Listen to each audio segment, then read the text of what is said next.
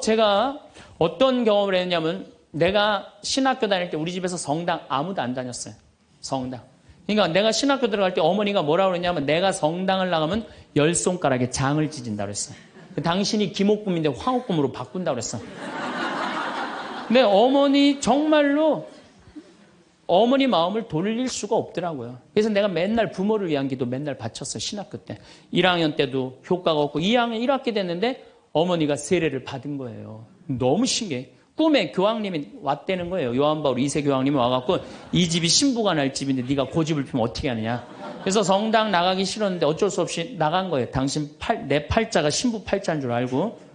그러니까 우리 어머니가 보통 분은 아니에요. 꿈에 상대해도 교황님 아니면 상대를 안 하니까. 그런데도 그때도 네가 성당 나가라 했더니 내가 안 다녔다는 거예요. 그 완고하셨어요. 근데 자꾸 어머니한테 이상한 일이 벌어지는 거. 어떤 일이 벌어지느냐 하면은 2학년 1학기가 끝나고 어머니가 세례를 받았는데 그 우리 2층 집에 중풍 걸린 형제가 하나 있었어요. 이분이 평생 절에 다니던 분이에요. 경기도 사회복지국장까지 하던 분인데 한 15년인가 누워 있었어요. 근데 죽기 일주일 전에 3일 전에 부인한테 여보 수녀님 좀 데리고 오라고. 그래서 부인이 그랬대. 당신이 무슨 수녀님이냐고. 당신은 평생 절에 다녔으니까 스님을 모시고 와야 된다고. 아니라고. 아래층 신학생이 다니는 성당에 수녀님을 모시고 오라고.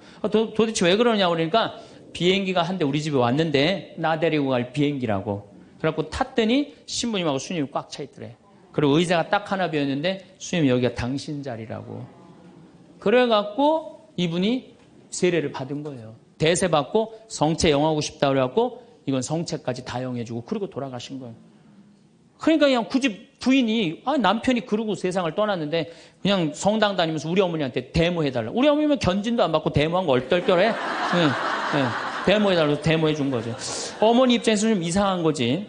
근데 내가 학부 4학년이 됐는데 내가 하도 난리를 쳐갖고 우리 동네 세례를 많이 받았어요. 신학교 들어간 난리를 쳐갖고 한 30m 떨어진 집이 내가 학부 3학년 때 세례를 받았는데 아들이 교통사고로 죽은 거야. 다음에는 딸이 교통사고로 또 죽은 거야. 오토바이 쳐서. 이거 안 된다. 굿하자. 그래갖고 이제 굿을 하는 거야. 굿을 막 하는데 이 굿이라는 게 진호기 굿이에요. 죽은 영혼을 위로하는 굿을 진호기 굿이라고 그래. 처음에 억울하고 분한 영혼을 위로한다고 춤을 춰요. 막 춤을 추다가 그 영혼하고 접신을 해요. 그래갖고 그 영혼이 미처 해주지 못한 말을 전해주는 걸 공수라고 그래. 공수. 막 공수를 하는 거야. 딸 목소리를 내갖고 엄마 아빠 너무 슬퍼하지 마라. 오빠는 천당에 갔고 나도 천당으로 가고 있는 중이야. 그러니까 너무 슬퍼하지 마라. 그리고 엄마 나 오토바이 쳐갖고 구치소에 가는 사람 합의봐줘. 우리가 이렇게 좋은 데 가는데 뭐 이렇게 나쁘게 할 게 뭐 있어. 그리고 엄마 아빠는 나중에 우리 만나려면 성당에 열심히 다니라고. 그냥 무당이 그냥 혼수 상태에서 성당 열심히 다니라고 막 얘기를 하는 거야. 그러니까 그 굿이 끝나고 난 다음에 우리 집에 온 거예요. 우리가 이런 일이 있었다고. 어머니는 그때까지도 완고했어요. 그저 나한테 맨날 넣으라고 그랬어요. 근데 이제 그걸 경험하고 난 다음에는 어머니가 그러는 거예요. 용어가 바뀌었어요. 학사님 그런 일이 있었다고. 그래갖고 내가 어머니 꼭 붙잡고 어머니 나하고 갈 데가 있다. 어딜 가냐? 부엌에 좀 가자. 부엌에 왜 가냐고. 저 가스불 켜놓고 10손가락에 장 지져야 될 거 아니냐. 우리가 이 세상을 살면서 내 마음 안에 천사하고 악마가 동거를 하는데 신앙생활을 하는 이유는 천사가 승리하기 위해서 내 마음 안에 천사가 승리하기 위해서 신앙생활을 하는 거예요. 우리 인간은 나약하기 때문에 언제든지 악의 유혹에 넘어갑니다. 그러니까 예수님이 맨 마지막 주의 기도 바칠 때 악에서 구하소서 그러죠? 우리가 악에서 오죽하면 예수님 맨 마지막에 그 기도를 했겠어요. 이 세상에 살아가면서 악의 유혹에 넘어가지 않을 사람은 한 사람도 없어. 매일 우리는 그 유혹에 넘어가요. 그 유혹을 물리칠 수 있는 능력이 바로 신앙생활이에요. 우리가 돌도로 빵이 되라고 그러는 거나 돌머리도로 서울대학 들어가라는 거나 다 뭐다? 욕심이다. 욕심이다. 욕심만 버리면은 우리 인간은 인생을 참 행복하게 살 수 있다. 예수님 말처럼 말씀이 가득 차 있으면은요, 인생이요, 조금 넉넉하지 않아도요, 즐거울 수 있어요. 미국의 제일 행복한, 우리나라도 마찬가지지만 제일 행복한 직업이 1위가 성직자예요. 성직자. 말씀이 있기 때문에 제일 행복한 말씀이 있기 때문에. 그래서 여러분들도 말씀이 내 마음 안에서 살아 움직일 수 있도록 깨어 기도해라. 그 아주 중요한 거예요. 원주 비행장이 있어요. 그래갖고 비행장이 있어서 재밌어요. 원주 비행장이 있어서 그 이글스라고 그 비행 전투단이 있는데 여기서 연습해. 우리 여기 평창 하늘에서 처음에 막 태극기 그릴 때 보면 막 엉망으로 그려요. 그 다음에 뭐 하트도 막 찌그러져서 그리고 한 2달 연습하면은 아주 잘 그려져요. 그래서 그 비행장이 있다. 신경 쓰지 마세요. 나한테 절을 하면 어떻게 한다? 권세와 영광을 주겠다. 우리가 악마의 유혹에 빠져서 나 잘난 척, 교만하느냐고 다른 사람 무시하고 주님을 섬겨야 되는데 주님도 안 섬기고 세상에 나만 섬기라고 나만 잘났다고 우리 유혹에 많이 빠진다. 그것도 안 되니까 이번에는 악마가 예수님을 예루살렘 성전 꼭대기에 데리고 올라가서 당신이 하느님의 아들이거든 뛰어내려 보시오. 시험하는 거예요. 여기 계신 분들 중에서도 주위에서 그런 소리 많이 들으실 거예요. 너 성당 나가는데 왜 너만 그 꼴로 살아? 다른 사람 성당 안 나가도 잘 먹고 잘 사는데 넌 성당 나갔는데 왜 그렇게 하느님이 있다면 네가 그렇게 고통스럽겠니? 주위에서 그렇게 악마들이 와갖고 얘기 많이 해요 안 해요? 많이 해요. 그때 흔들리는 거예요. 정말로 하느님이 있다면은 내가 왜 이 고통을 겪지? 마음이 흔들리는 거죠. 근데 저는 사제생활 20년 정말 짧은 세월을 살면서 영혼이 있다는 거, 영원이 있다는 거, 귀신이 있다는 거, 연옥이 있다는 거, 이거 확실히 믿습니다. 너무 많이 경험을 해서 그래요. 제가 10년 전에 본당 신부할 때, 능평 성당에서 본당 신부할 때인데 성가대가 밤샘 피정을 해달라고 해서 밤 10시부터 11시까지 강의를 했어요. 강의를 했는데 막 강의가 끝났는데 성당 앞길에서 차 부닥치는 소리가 났어요. 나가보니까 버스하고 승용차하고 정면 충돌을 했는데 승용차가 버스 밑으로 아예 들어갔어요. 근데 그 승용차에 누가 타고 있었느냐면 우리 본당 사회복지 분과장이 타고 있었어요. 그 자리에서 즉사했어요. 이 사람이 얼마나 착한 사람이냐면은 사회복지 분과장을 했으니까 요맘때만 되면 김장 다 해서 어려운 소년 소녀 가정 다 넣어줬어요. 쌀 떨어지면 쌀 떨어지면 체크하고 다 넣어주고 성당 짓는다고 삽을 잡으면 삽자를 놓지 않은 형제야. 정말로 살아있는 천사예요. 천사.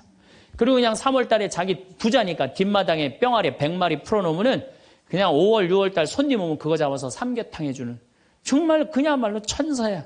근데 그 자리에서 즉사를 한 거예요. 그래서 이제 부인이 시신을 분당 재생병원에서 옮겨갖고 새벽 2시에 다 검찰도 왔다 갔다 하고 그래갖고 새벽 2시에 시신 수습이 끝났어요. 그래서 상주들을 깨우러 간 거야. 근데 상주가 초등학교 5학년, 초등학교 3학년, 초등학교 1학년이야. 애들도 너무 예쁜 애들인데. 그러니까 이제 엄마는 5살짜리 아이 5학년 아이를 깨운 거야. 일어나봐라 아들아. 근데 이 아들이요 눈을 비비면서 엄마 나 이상한 꿈 꿨어 그러는 거예요. 무슨 꿈 꿨냐 그러니까 아빠랑 꽃밭을 가는데 너무 꽃밭이 예뻤다는 거예요. 막 천국같이 예뻤다는 거예요. 근데 그 꽃밭을 끝을 갔는데 손을 잡고 가는데 꽃밭 끝에 갔더니 계단이 하늘로 나 있는데 양쪽에서 날개 달린 천사가 우리 집으로 빨리 올라오라고 막 손짓을 했다고. 그래갖고 내가 올라가려고 했더니 아빠가 내 손을 딱 놓더니 지금부터 나 혼자 올라가는 거라고 넌 나중에 올라가라고. 그래갖고 아빠가 막 올라가는 꿈을 꿨다는 거예요. 초등학교 5학년 아이가 아빠가 돌아가신 사실도 모르는 아이가. 이건 뭐예요? 이 아빠가 돌아가시면서 누구한테 보여준 거예요? 아들한테 보여준 거예요. 이런 일은 너무 많아요. 우리가 죽으면은 굉장히 우리 한국 사람들은 죽음을 너무 무서워해요. 근데 난 죽는 거는 꽃밭을 간다는 얘기는 너무 많이 들었어요. 우리 여기 생태마을에 암 환자들이 많이 오잖아요. 작년에 글라라라는 자매가 하나 있었어요. 진짜 얼굴도 이쁘고 그냥 천사예요. 천사인데 폐암이 걸린 거예요. 4년 전에 폐암이 걸려갖고 이 6개월밖에 못 산다 그랬는데 여기서 정말로 행복하게 4년을 살았어요. 근데 그냥 남편도 천사, 그냥 아들은 또 서울신학교 다니고 있어요. 지금도. 그 둘째 아들도 천사, 막내딸도 남편 말할 것도 없고. 그런데 그냥 하여튼 4년을 살다가 뇌까지 전이가 된 거예요. 근데 나는 우리 집에 암 환자들한테 그런 얘기를 해요. 죽는 거 무서워하지 말아라. 그리고 왜 미리 땡겨서 걱정하냐. 3개월 후, 6개월 후에 죽을 거야. 지금 걱정하냐. 오늘 즐겁게 살자. 그러다 보니까 4년, 5년 살았으면 많이 사는 거죠. 6개월밖에 못 산다고 그랬는데. 그리고 내가 항상 그랬어요. 죽으면 행복한 대로 가는 거다. 맨날 그랬어요, 내가. 살아도 좋고 죽어도 좋고. 근데 이 분이, 이 글라라 자매가 뇌까지 전이된 상태에서 죽은 거예요. 죽었는데 아들이, 둘째 아들이 참 착해, 그 아들. 엄마 평상시에 죽으면 안 된다고 미리 이게 응급처치를 배운 거야. 엄마 혀가 말려 돌아갔는데 그걸 피고 막 심폐소생술을 하고 살려낸 거야. 그래갖고 이 글라라 자매 살아나서 이제 일산병원에서 내가 만났어. 글라라 자매 그러더라고. 신부님, 내가 정말로 죽음의 여행을 떠나는데 너무 황홀하고 행복했다는 거야. 아, 정말 신부님 말대로 이게 죽는 게 이렇게 황홀하구나. 근데 그냥 아들놈이 살려놓은 거야, 그냥. 살려나갔고 그냥 깨보니까 살려. 그래서 한 3개월 정도 혼수 상태로 있다가 세상을 떠났어요. 나는 그분은 천당에 갔다고 확실히 믿습니다. 나는. 내가 미사도 맨날 봉헌하지만은 이미 천국에 가 있어요. 죽는 거는요, 결코 두려운 게 아니에요. 그리고 죽는데 꽃밭을 간다는 사람 난 너무 많이 봤어요. 미국에는 어떤 그 근사체험, 임사체험이라고 그래요. 죽음을 경험한 사람들 2만 명한테 물어본 거. 죽었다 살아 돌아온 사람들 3시간, 5시간 의학적으로는 죽었다 이런 사람들 3시간, 5시간 후에 살아 돌아온 사람들 물어보니까 모두가 공통적으로 뭐라고 그래요? 꽃밭을 간다는 모두가. 그리고 빛이 있는 대로 빨리 올라간다는 거. 내가 94년도에도 99살 먹은 할머니야. 병자성사라는데 내 손에서 마지막 기름을 바르고 내가 마지막 사제경까지 해주는데 돌아가신 할머니가 있어요. 근데 싹 영혼이 정말 올라가는 게 보이더라니까요. 싹 너무너무 행복한 영혼이 올라가는 게 보이는 거예요. 그래서 죽음은 뭐가 있느냐 그러지만 죽음은요 우리는 하늘나라로 들려 올려지는 거예요. 예. 난 내가 강의할 때 핸드폰을 넣어도 한 번도 내가 승질을 부린 적이 없어 나는.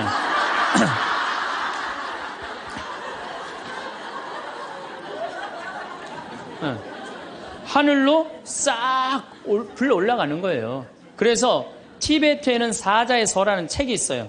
그 사자의 서라는 책을 보면은요, 죽으면은 꽃밭을 간다는 거. 동양이나 서양이나 거의 죽고 난 다음에 세상은요, 무섭고 깜깜한 데로 가는 게 아니에요. 근데 일본의 한 의사가 너무 힘들어서 자살을 했어요. 그랬더니 땅속으로 빨려 들어가는 거야. 근데 살아 돌아온 거야. 그리고 난 다음에 자살하고 살아 돌아온 사람 다 물어보니까 다 똑같은 경험을 했다는 거야. 그래서 돌아다니면서 뭐라 그래요? 자살하지 말라고.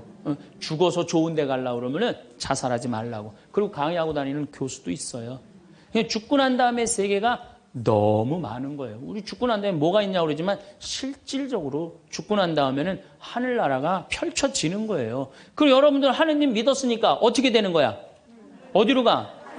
하늘나라로 가는 거죠. 여러분들은 그런 믿음과 확신이 있어야 돼. 근데 우리 천주교 교우들은요, 하늘나라에 대한 희망 별로 없어요. 그저 미사 예물을 보면은 오늘도 내가 예물 보니까 맨 대학 입시, 딸 결혼, 뭐 애 생기게 해주고 땅 팔리게 해주고 뭐 월세 나가게 해주고 전세나. 그건 미사 예물이 아니에요. 미사는 예수님의 십자가상의 제사를 통해서 우리가 구원의 업적을 쌓는 거예요. 구원의 공로를 나누어 받는 거예요. 그러니까 미사를 드릴 때 내 영혼이 구원받기를 간절하게 예물을 내야 돼. 근데 자기 이름을 쓰고 자기의 구원을 위해서 미사 예물 내는 사람 한 사람도 없어요. 다 자식, 남편, 부모를 위해서야지 자기를 위해서는 안 된다 이거예요. 내가 언젠가 방송에도 얘기했지만은 성 안셀모 성인이 살아서 자기를 위하여 드리는 미사 한 대는 죽어서 드리는 위령 미사 1000대보다 낫다고 그래. 근데 여러분들은 자기를 위해서 한 번도 안 드리는 거 아니에요. 내가 구원받기를. 여러분들 비오 신부님 1918년서부터 1968년까지 50년 동안 오상 받은 비오 신부님 아시죠? 그 비오 신부님 매일 피를 3분의 1컵을 쏟았어요. 의사 3명이서 평생을 감염이 될까 치유가 될까 옆에 붙어 있었는데 아무 소용이 없었어요. 이 비오 신부님은 처음에 너무 고통스러워서 이거 붕대 감고 다녔어. 다른 사람 표시도 안 내려고. 근데 어쩔 수 없이 당신이 표시로 나오는 수밖에 없었죠. 이분은 미사를 보통 2시간, 3시간 드렸어요. 그래서 온 많은 사람들이 이분 덕에 성화가 많이 됐죠. 근데 이분이 뭐라고 그래요? 미사야말로 가장 아름다운 구원의 제사라고 그랬어요. 미사를 가장 귀하게 여긴 현대 성인이에요. 그러니까 여러분들 미사처럼 좋은 게 없는 거예요. 그 미사 시간 예수님의 십자가상의 제사를 통해서 내 구원의 은혜를 받는 거야. 근데 우리는 죽고 난 다음에 생각 거의 안 해요. 그냥 살아서 디립다 받고 싶은 거지, 그냥. 살아서. 이것도 내가 뭐 욕심에 욕심. 하늘나라에 대한 희망을 가져야죠. 어쨌든 또 더 재미난 거. 이것도 내가 방송에서 얘기한 건데 15년 전에 평택 비전동 본당 신부할 때 1월 첫 주에 엄마, 아빠, 딸 4명이 눈이 빨개져 갖고 왔어요. 자기네들 성당 다니고 싶다는 거예요. 원래 성당 안 다니는데. 왜 성당 다니려고 그러느냐? 그랬더니 아버지가 살아생전에 하느님이 있긴 뭐가 있느냐? 그 니네들이 예수쟁이들이 니네들 돈 뺏어 먹으려고 천당, 지옥 겁주는 거다. 죽으면 끝이다. 평생 그랬대요. 하느님을 믿느니 뭘 믿는다? 내 주먹을 믿는다. 맨날 그랬대요. 근데 이 할아버지가 12월 20일 날 돌아가신 거야. 돌아가셨는데 저승길이 있는 거야. 미치는 거지. 죽었는데 아무것도 없는 줄 알았는데 저승길이 있으니 얼마나 미치겠어요. 그래갖고 저승사자들한테 매달렸대요. 난 돌아가야 된다고. 그래갖고 아버지를 하관을 땅에다 묻는데 관을 두들기더래요. 뚜껑을 열어보니까 이건 진짜 내가 경험한 거예요. 뚜껑을 열어보니까 아버지가 살아 돌아온 거예요. 그러면서 저승 얘기를 해준 거예요. 저승길이 있더라. 너희들 정말로 하느님을 믿어라. 그리고 일주일을 살고 돌아가신 거예요, 할아버지. 그러고 난 다음에 이제 1월 초에 나와갖고 눈이 빨개갖고 성당 나오겠다고. 저는 그런 경험을 너무너무 많이 해요. 그런 경험을. 저만 그런 게 아니에요. 여러분들도 인생 살아오면서 하느님의 손길이 다 있었어요. 순간순간 다 있으셨죠? 근데 왜 까먹어요? 기도하지 않아서 까먹는 거예요. 끊임없이 기도하고 끊임없이 감사하고 내가 기쁘게 살지 않고 욕심 펴서요. 그 하느님의 모든 사랑과 은혜를 다 까먹고 사는 거예요. 어쨌든 이거는 내 개인적인 뭐 신앙 체험이라면 내가 공적인 얘기를 좀 할게요. 이제 오늘 이제 성모님 얘기를 좀 해야 될 것 같아요. 성모님이 세계 곳곳에서 지금 발현을 하세요. 그중에 아주 공식적인 발현 3가지만 말씀을 드릴게요. 1531년 멕시코 과달루페에 성모님이 발현을 하세요. 1531년 12월 9일 날 발현하세요. 근데 이 12월 9일이 동방교회는 아예 처음부터 원죄 없이 잉태되신 축일이야. 우리는 나중에 지냈는데 동방교회는 처음부터 원죄 없이 잉태되신 성모님 축일이 12월 9일이에요. 그래갖고 이날 이제 이 57살 먹은 요한 디에고라는 인디언이 있었어요. 당시에 1517년, 18년에 스페인 사람들이 멕시코를 점령해요. 그러니까 10년, 15년도 안 된 거예요. 그래갖고 이 사람은 세례를 받았어. 요한 디에고라는 사람은 세례를 받았는데 부인도 죽고 자식도 없는 사람이야. 오로지 그냥 3시간 걸어서 비사참내 다니는 사람이야. 토요일 날 이제 성당을 간다고 갔는데 테페악이라는 언덕에 딱 올라섰는데 기가 막히 아름다운 음악이 들리고 코를 찌르는 기가 막힌 향내가 나는 거야. 가보니까 너무 아름다운 부인이 서 있는 거야. 성모님이. 성모님이 딱 나타나갖고 요한 디에고, 나는 탄식하는 이들의 위로의 어머니고 도움을 청하는 이의 어머니다. 나의 사랑을, 하느님의 구원을 온 세상에 전하기 위해서 이 언덕에 성당을 지라고 주마라가 주교한테 가서 얘기를 해라. 당시에 스페인에 1대 주교가 와 있었어요. 주교한테 가서 얘기를 하라는 거야. 요한 디에고는 성모님을 너무 명명백백하게 봤기 때문에 의심하지 않고 주교관을 쫓아가요. 근데 이게 멕시코 사람이야. 완전히 까만 인디안이야.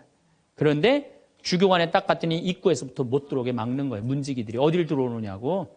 난 꼭 가야 된다고. 나 좀 들여다 보내달라고. 그래갖고 그냥 문지기들이 왔다 갔다 했는데 주교님이 뭐냐 그러니까 주교님 만나러 왔다고 들여보내라고. 그랬더니 요한 디에고가 내가 성모님을 만났는데 성모님께서 주교님한테 그 테페악이라는 산에다가 성당을 지나라고 전해주라고 그랬다고.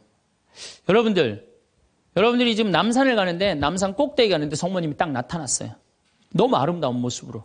마리아, 데레사 이렇게 합시다. 데레사, 너 우리 추기경님한테 가갖고 이 나의 사랑을 온 세상에 대한민국에 전하기 위해서 남산 꼭대기에 성당을 지라고 가서 전해라. 분명히 성모님을 봤어요. 그래갖고 여러분들이 이제 명동에 가갖고 추기경님한테 내가 성모님을 만났는데 남산 꼭대기에다 성당을 지라고 그랬다고. 그럼 추기경님 잘 알겠습니다. 그리고 짓겠습니다. 그럴 것 같아요? 명동에 가면 이 약간 정신 나간 여자 3명 있어요. 4번째 등극하는 거 4번째. 성모님 본 사람들 다 처음에 무슨 대접받아요? 다 미친 사람 대접받아요. 다. 그러니까 주교님이 뭐라고 그러냐면은 이상한 소리 하지 말아라. 가라 그래요. 네가 정말이라면 나중에 얘기하자 그래요. 그래갖고 성모님이 내가 기다리고 있겠다 그래요. 그래갖고 다시 태평이라는 산에 가요. 성모님한테 그래요. 성모님 전했느냐? 성모님 얘기를 전하긴 전했는데 주교님이 안 믿는 것 같다고. 그랬더니 성모님이 뭐라고 그러냐면은 그렇다면 내일 가서 또 전해라 그래요. 난 참 성모님도 답답해요. 아니 그게 그렇게 중요하면 당신이 가서 얘기하면 될 거 아니야. 왜 그 저기 뭐 57살 먹은 보면은 벨라 됐다. 그다음에 루시아 다 똑같아. 제대로 배우지도 못하고 가난한 사람한테 나타나고 꼭 힘들게 해. 그래서 내가 기도 때 한번 따졌어요. 성모님. 아니 나타내려면 신부나 주교나 뭐 이런 사람한테 나타나갖고 확실하게 하지 왜 그렇게 사람들이 힘들게 하느냐고 그랬더니 성모님이 하느님의 영광은 어린아이, 순수한, 미천한 사람을 통해서 드러나는 것이다. 그러시더라고요. 그래서 그건 이제 앞으로 안 따지기로 했어 내가. 그래갖고 이 요한 디에고는 다음 날 주교님을 또 찾아가요. 또 문지기들이 모욕을 주죠. 이런 이 무식한 원주민 인디안이 어디 감히 주교를 만나느냐고. 그래도 이 요한 디에고는 애절하게 주교님을 만나자고 원해요. 하도 그러니까 어쩔 수 없이 주교님을 만나게 해줘요. 그러니까 주교님이 이틀째 연속 오니까 그래? 만약에 네가 정말로 성모님을 봤다면 증표를 갖고 와라 그래. 증표를. 내가 갖고 올 수 있다고. 성모님 분명히 봤으니까. 12월 10일 날.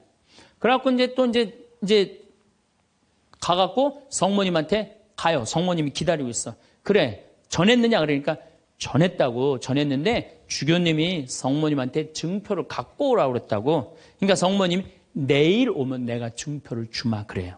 12월 11일 날이 됐어요. 그래갖고 이제 이 요한 디에고가 가려고 그랬는데 요한 디에고 부인도 없고 자식도 없는데 삼촌 베르나르도라는 삼촌이 작은 아버지가 한 분 있는데 열병에 걸려갖고 돌아가시려고 그래요. 그러니까 병간호를 막 하는 거예요. 병간호 하느냐고 성모님한테 가긴 가야 되는데 이거 삼촌은 죽으려고 그러고 그래갖고 못 가요. 난 또 요한 디에고도 참 답답한 사람이야. 아니 그 대단한 성모님한테 가갖고 낫게 해달라고 하면 될 거 아니야. 그걸 또 그냥 자기가 간호한다고. 다음 날은 프란치스코 수도의 신부님 병자성사 죽을 것 같으니까 프란치스코 수도의 신부님 병자성사 모시러 간다고. 요한 디에고가 얼마나 재미나냐면은 테페하게라는 산을 비껴가요. 성모님 만날까 봐. 지금 누가 더 중요하다고? 이 본당 시민이 더 중요하다 이거야. 병자성사 봐야 된다고 막 가는데 성모님이 물어봐. 너 어디 가냐고. 어디 가냐고 물어봐요. 그러니까 아니 삼촌이 작은아버지가 죽으려고 그래서 모시러 간다고. 걱정하지 말아라. 작은아버지 내가 치료해 줄 테니까 너 저 언덕에 올라가 봐라. 올라가 보니까 이 멕시코 시티가 2000m 상공에 있는 도시예요. 12월 달이면 굉장히 추운 도시예요. 그런데 장미가 펴 있는 거야. 가득. 그래갖고 너무 신이 나갖고 이 요한 디에고는 저기 멕시코 인디안들은 모자 동그란 거 쓰죠. 그 다음에 이 망토 쓰죠. 그 망토를 틸마라고 그래요. 이 틸마는 뭘로 엮느냐면 선인장에서 뽑아갖고 섬유를 뽑아갖고 이 아주 거친 섬유질로 돼 있는 그 망토예요. 그 망토에다 선인장을 따요. 막 따갖고 막 너무 흥분해갖고. 그러니까 성모님이 그걸 보더니 웃으면서 가지런히 놔줘요. 내가 가지런히 놔주마. 가지런히 놔줘갖고 등에다 져요. 등에다 져갖고 너무 신이 나갖고 주교관에 가요. 주교관에 가갖고 이제 가려고 그랬더니 막 향이 나고 그러니까 문지기들이 이게 뭐냐 그러니까 이거 줘라 그러니까 안 된다고. 이거 주교님한테 갖다 줘야 된다고.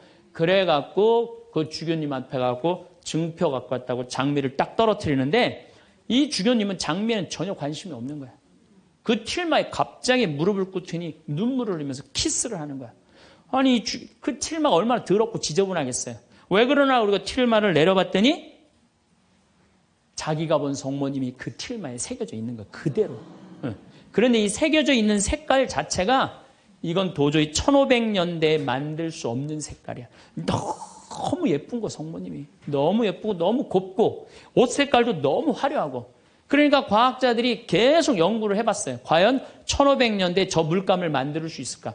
그 과학자들이 결론은 못 만든다. 그래갖고 그냥 이 소송당에 이제 주교님 소송당에 걸어놓고 성당을 진 거죠. 그리고 12월 10일 날 같은 날 성모님은 베르나르도라는 삼촌한테 나타나서 다 치유를 해줘요. 그리고 네 조카가 이런 기적을 발현을 봤다. 다시 한번 확증을 해주죠. 그 바람에 7년 사이에 인디언들이 멕시코, 스페인 사람들이 무서워서 나와서 세례를 안 받거든요. 세례를 안 받다가 800만 명이 7년 만에 다 세례를 받아요. 나는 유럽 교회는 사도들이 전교를 했다면 아메리카는 성모님이 난 전교했다고 믿어요. 성모님이. 그래서 그 수많은 사람들이 순례를 하잖아요. 근데 더 기가 막힌 건 이 선인장에서 엮은 거는 30년, 50년이면 사고 없어져요. 근데 500년이 지난 지금도 그대로 모셔져 있는 거예요. 500년이 지난 지금도. 제가 지난 40일 동안 LA 순회 강연을 갔는데 중간 일주일 동안 성모 승천 대축일 그 기간 동안을 멕시코의 과달루페에 갔다 왔어요. 갔다 왔는데요. 1m 20된 그 성모님 사진이요. 그 틸마에 새겨진 게요. 저 아직도 살아있는 것 같아요. 너무너무 은혜롭고. 그러니까 여러분들 그 나는 신앙이 약하다. 성주순례 가면 돼. 성주순례. 성주순례 가갖고 하느님의 살아있는 증표를 보면 돼. 예루살렘에 가보고 이집트에 가보고 티베트 이번에 지진 일어난 어디야?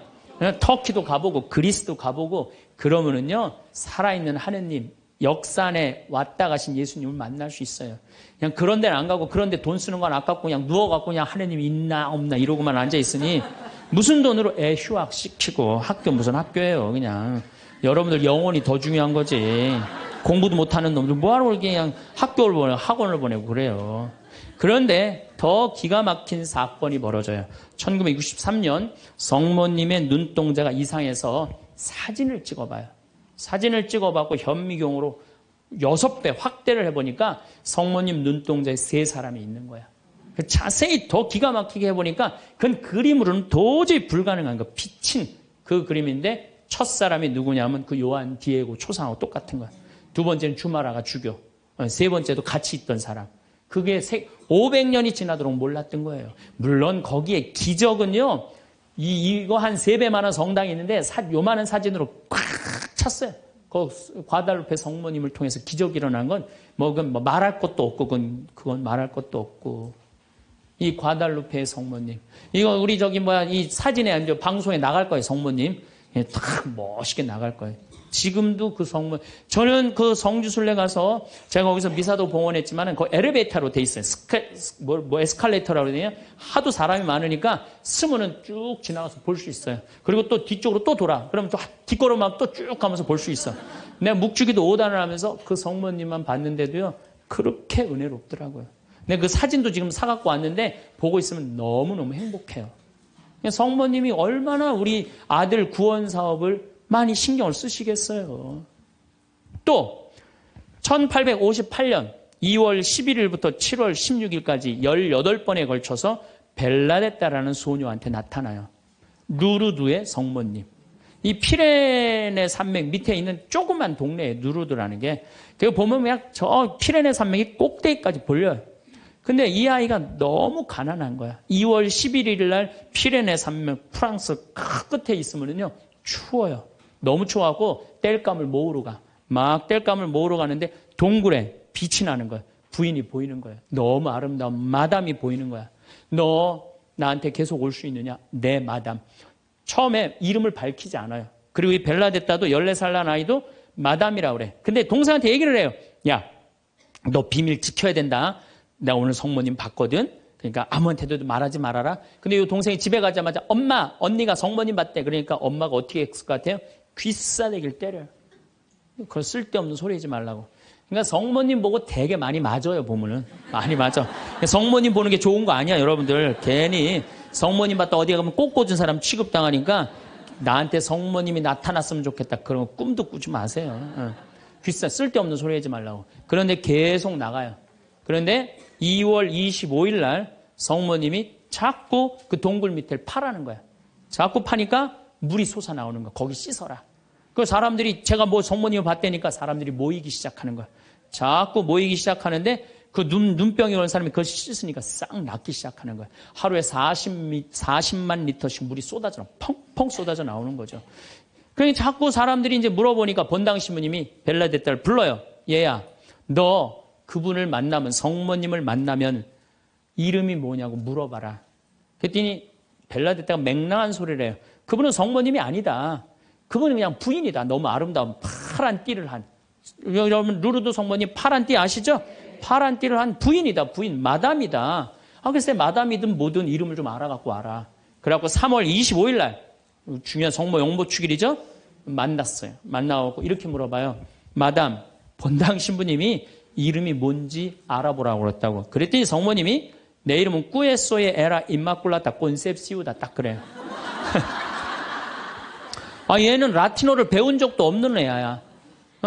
그리고 그 피렌체 언어를 쓰는 아이야. 라틴어를 배운 적도 없는 아이인데 성모님이 꾸에소의 에라 임마꿀라타 콘셉시우 이러니까 그거 안 까먹으려고 막 입술로 막 되네요. 꾸에소의 에라 임마꿀라타 콘셉시우. 그래갖고 본당 신부 문을 확 열면서 이름 알아왔다고. 뭐라고 그러느냐? 꾸에소의 에라 임마꿀라타 콘셉시우랍니다. 그랬더니 본당 신부 너 그 무슨 뜻인지 어떻게 아느냐? 그랬더니 벨라데타가 뭐라 그러냐면 난 무슨 뜻인지 나 안 잊어먹으려고 이거 외우느냐고 죽을 뻔했다고. 정말로 그래요. 정말로. 너무 힘들었다고. 그래갖고 본당 신부한테 얘기를 했는데 깜짝 놀라는 거 본당 신부가. 왜 놀라느냐면 그게 무슨 뜻이냐면은 라틴어인데 임마꿀라타가 깨끗하다라는 뜻이야. 콘셉시오라는 게 임신했다라는 거. 원죄 없이 잉태된 교리가 1854년에 반포가 돼요. 4년 전에 교황청에서. 그런데 성모님은 항상 당신에 대한 교리가 반포되면 발현을 통해서 꼭 알려줘요. 확증을 시켜주는 거죠. 그러니까 이게 발현인가 보다. 그래갖고 거기서 이제 성당을 짓고 수많은 사람들이 순례를 하고 거기에 이제 물이 펑펑 쏟아져 나와갖고 어떻게 수많은 사람들이 기적을. 그래갖고 거기도 의사들이 있어요. 이 자연 치유냐 기적이냐. 뭐 기적을 함부로 해주는 건 아니지만 그래 거기 간 사람들이 다 그 물 먹고 많이 낫고 그러잖아요. 나는 그 루르드에 가서 난 루르드도 갔어요. 루르드도 어디야 테페야 과달루페도 가고 루르드도 갔어. 나도 거기 가서 세례했어요. 루르드에 나는 물에 들어가고 이렇게 기도했어요. 난 여기 온 걸로 족하니까 제발 나한테 기적 일으키지 말라고. 난 지금도 충분하다고. 그것만 해도 충분하죠. 이게 바로 루르드의 성모님이에요. 자, 세 번째 발현. 1917년 포르투갈 파티마의 발현이에요. 많이 들어보셨죠? 이 발현은 더 특별해. 9살 루시아, 8살 히아친타, 6살 프란치스코. 이 세 꼬마한테 나타나는 거예요. 얘네들 역시 당연히 뭘 몰라? 글 모르는 아이들이에요. 목동이에요, 목동. 맨날 양 풀어놓고 놀던 아이들이에요. 그런데 이 아이들은 더 특별한 일이 벌어집니다. 어떤 일이 벌어지느냐 하면은 1916년에 이 1차 세계대전 막 끝날 때 1916년에 천사가 나타나요. 3번 나타나요. 너희들한테는 특별한 분이 올 거니까 묵주기도를 열심히 해라. 이렇게 얘기를 해요. 마지막에는 성체까지 영해줘요. 천사가. 특별한 경우죠. 그래갖고 5월 13일 날, 1917년 5월 13일 날, 이날도 이 아이들이 막 양 풀어놓고 신나게 노는데 성모님이 떡갈나무 위에 탁 나타나는 거예요. 너무 아름다운 성모님이. 그래갖고 루시아, 히아친타, 프란치스코 너희들 매달 13일 날 여기 와줄 수 있겠느냐. 네, 오겠습니다.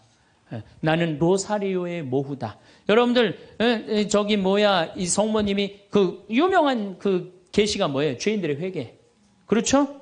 그 다음에 또 뭐가 있어요? 연옥 영혼들을 위해서 기도하고 그 다음에 공산주의 회개를 위해서 기도하라는 그 세 가지 성모님이 내리신 계시죠. 뭐 당연한 거죠. 그런데 7월 13일 날은 이 루시아가 천당, 지옥, 연옥을 세 개를 다 봐요. 그리고 이 루시아는 오랫동안 살죠. 오랫동안 사는 히아친타하고 프란치스 중간에 다 죽지만 어렸을 때 루시아한테는 특별한 성모님이 계시를 많이 했죠. 근데 9월 달에 사람들이 3만 명이 모여요. 3만 명이. 왜 3만 명이 모이냐면 자꾸 너무너무 유명해지니까.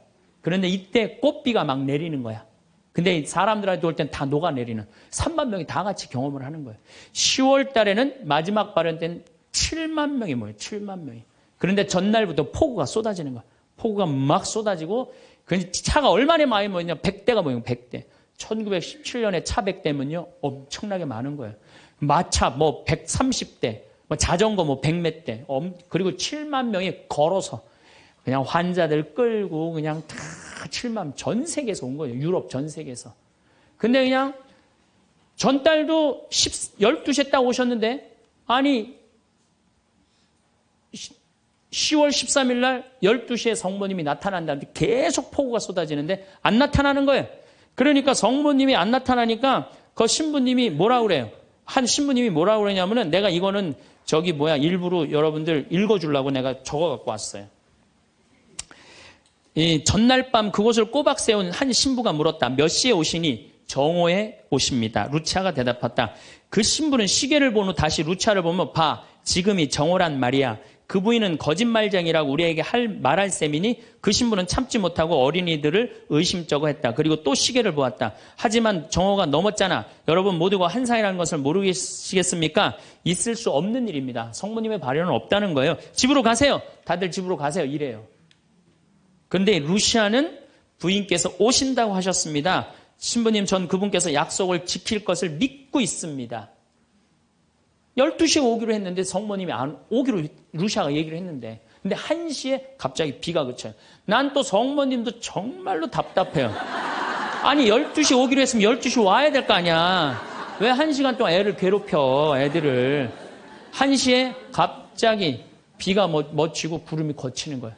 거치면서 태양이 비치는데 기가 막힌 장면이 벌어지는 거예요. 태양이 돌면서 무지개 색깔이 나면서, 그리고 의심을 품었던 많은 사람들이 와요. 여기도 이제 그 내용이 나와요. 의심을 품었던 사람들이 뭐라고 그러냐면, 하느님 우리 죄를 용서해 주소서, 이렇게 얘기를 해요.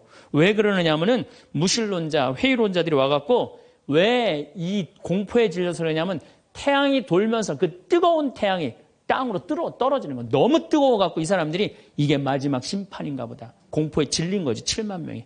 그래갖고 막 울면서 막 살려달라고 그러고, 그냥 우리를 좀 제발 용서해달라고. 그렇게 15분 동안 태양이 온갖 조화를 비추고 딱 제자리에 돌아갔는데, 더 놀라운 건 그 7만 명 모두가 이틀 동안 비가 젖었는데 다 비가 말랐고 30cm 진흙이 깨끗하게 꾸들꾸들해진 거예요. 7만 명이 완전히 한두 명이 본 게 아니라 그 사진을 보면요, 다 이러고 쳐다보고 있는 거예요, 하늘을. 이게 바로 파티마의 성모님이에요. 이렇게, 아니, 온 세상에 하느님의 현존하심이 명명백백한데, 그래, 난 파티마는 내년 2월 달에 또 성주순례 가요. 나는 돈 생기면 무조건 성주순례 가자. 이게 내 신조예요. 네, 네. 이제 파티마에 갈 거예요. 여러분들도 성지 다니세요. 예루살렘도 가시고, 제발. 아니, 개신교 다니는 분들은 어떻게 해서든지 돈 모아서, 개 모아서 가는데, 천주교들은 안 가. 우리 하늘나라에 대한 희망이 없어서 그래요. 어떻게 해서든 이 세상에서 복 받으려고 돈 조금 쓰는 거 아까운 거야.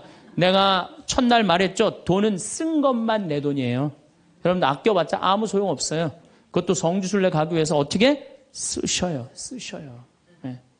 자, 그렇다면은 아직도 나는 의심이 간다. 그렇다면 내가 가장 확실한 증거를 하나 댈게요. 그게 뭐냐면 예수님이에요. 예수님.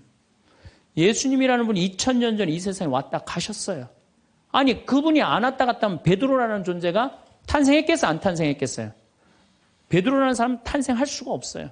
베드로, 2대 교황 리노, 3대 교황 클레토, 4대 교황 클레멘스, 알렉산더, 식스토, 이래갖고 지금 교황이 265대예요. 2000년 동안 한 번도 끊어지지 않고 그 전승이 내려온 거예요. 예수님의 살아있는 모습을 보고. 근데 베드로라는 인물이요, 어떤 인물이냐면은 어부였어요. 그 갈릴레 호수의 어부였어요. 그건 사나이 중에 사나이였어요. 남자 중에 남자였어요. 예수님 정말로 지켰던 사람이에요. 마지막에 배신 좀 해서 그렇지. 네. 그런데 마지막에 예수님을 배신합니다. 정말로. 왜냐하면 그 스승이 그렇게 허망하게 죽을 줄은 꿈에도 몰랐거든. 그래갖고 배신하고 도망가 버려요. 네. 그런데 부활했다는 거야. 그래도 안 믿어요. 그래도 안 믿고 어떻게 갈릴레 호수 가고 물고기를 잡아요. 또 나타난 거야. 미치는 거지, 베드로는. 아니, 그냥 죽었으면 한 일주일 후나 한 달 후에 나타나면 얼마나 좋아. 계속 3일 만에 계속 나타나네. 그러니까 물속에 뛰어들고. 그리고 40일 동안 예수님하고 생활하면서 이 사람의 인생은 완전히 바뀌어요. 어떻게 바뀌느냐.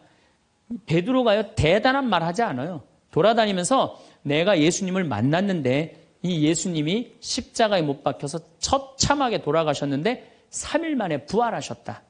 자, 내 예를 들면 좀 그렇고, 여러분들 만약에 본당 신부님이 죽었는데 3일 만에 다시 살아났어. 완전히 땅까지 다 묻어놨는데 3일 만에 주일날 딱 나타나갖고 나하고 같이 밥 먹자 그러고 강론을 했어. 여러분들 주에 나가고 우리 신부님 죽었는데 3일 만에 살아나왔다고 얘기할 것 같아, 안 할 것 같아요? 아마 온 세상 돌아다니면서 얘기할 거예요. 그렇죠? 그 경험이 베드로한테 있었던 거예요. 그 예수님을 40일 동안 보고 가만히 있을 수가 없었던 거야. 이젠 죽음도 불사하는 거지. 그 12제자가 다 같이 경험한 제자, 11제자가 온 세상을 돌아다니면서 그걸 전한 거예요. 그 전한 게 지금까지 우리한테 내려온 거야. 그러면 이 성서, 그 사람들이 이제 베드로가 전한 얘기를 적어갖고 성서 안에 예수님을 써놓은 거예요. 우리가 성서에 예수님이 한 말씀은 살아 움직이는 그분의 2000년 전의 현존이야, 현존. 그것만 읽어도 가슴이 아마 미어 터질 것 같아요. 근데 그냥 성서도 안 읽고 성지순례도 안 읽고 그냥 맨날 천장에 누워갖고 예수님 있는 거야 없는 거 이러고 의심을 하고 앉아있으니 이게 얼마나 한심한 유혹에 얼마든지 빠질 수 있어요. 자, 그랬더니 이제 여러분들 이제 오늘 이제 신앙심이 생겼어. 좀 생겼어요? 네. 그래, 맞아. 생겼어. 이제 하나님은 확실히 계신 거야. 성모님도 있고 예수님도 있고 오늘은 굳건한 마음으로 믿음으로 돌아갔어. 오늘 잘 때요. 악마가 와서 뭐라고 그럴 것 같아요. 야, 그거 신부님, 그거 개인적인 얘기지. 그거 아니야. 있긴 뭐가 있어. 없어. 계속 끊임없이 유혹받아요.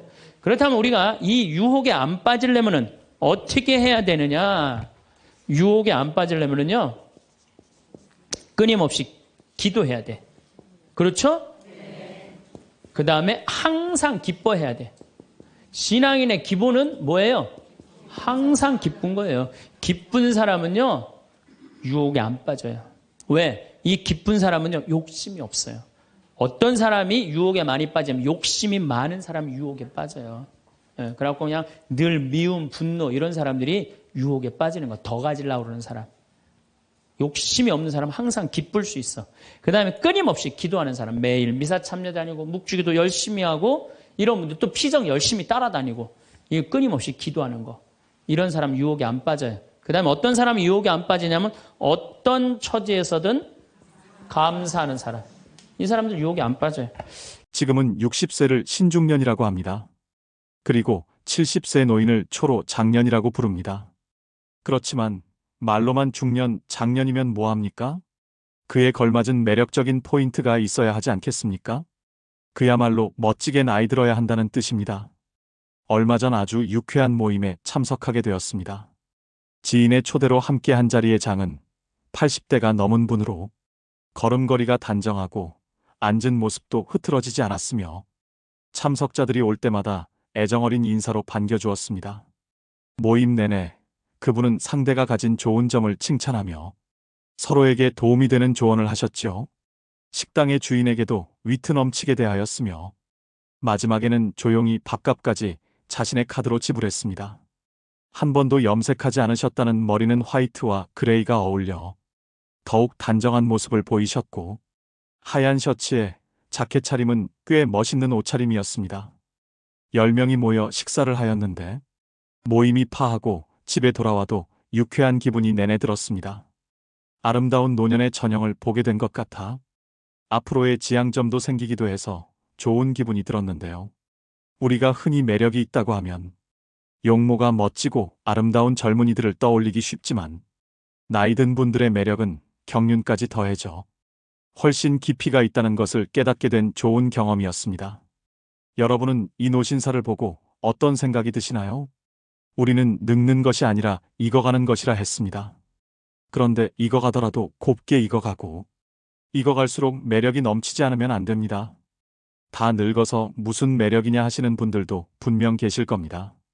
매력은 더 이상 젊은이들만의 전유물이 아닙니다. 나이 들어 늙어가는 노인도 충분히 매력적입니다.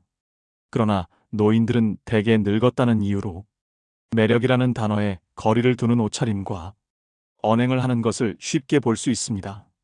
그렇지만 오히려 나이가 들수록 외모에서부터 개인 취향인 옷차림까지 시각적, 정신적인 부분까지 포괄적인 항목에서 매력을 느낄 수 있어야 살아가는데 활력이 생길 수 있습니다.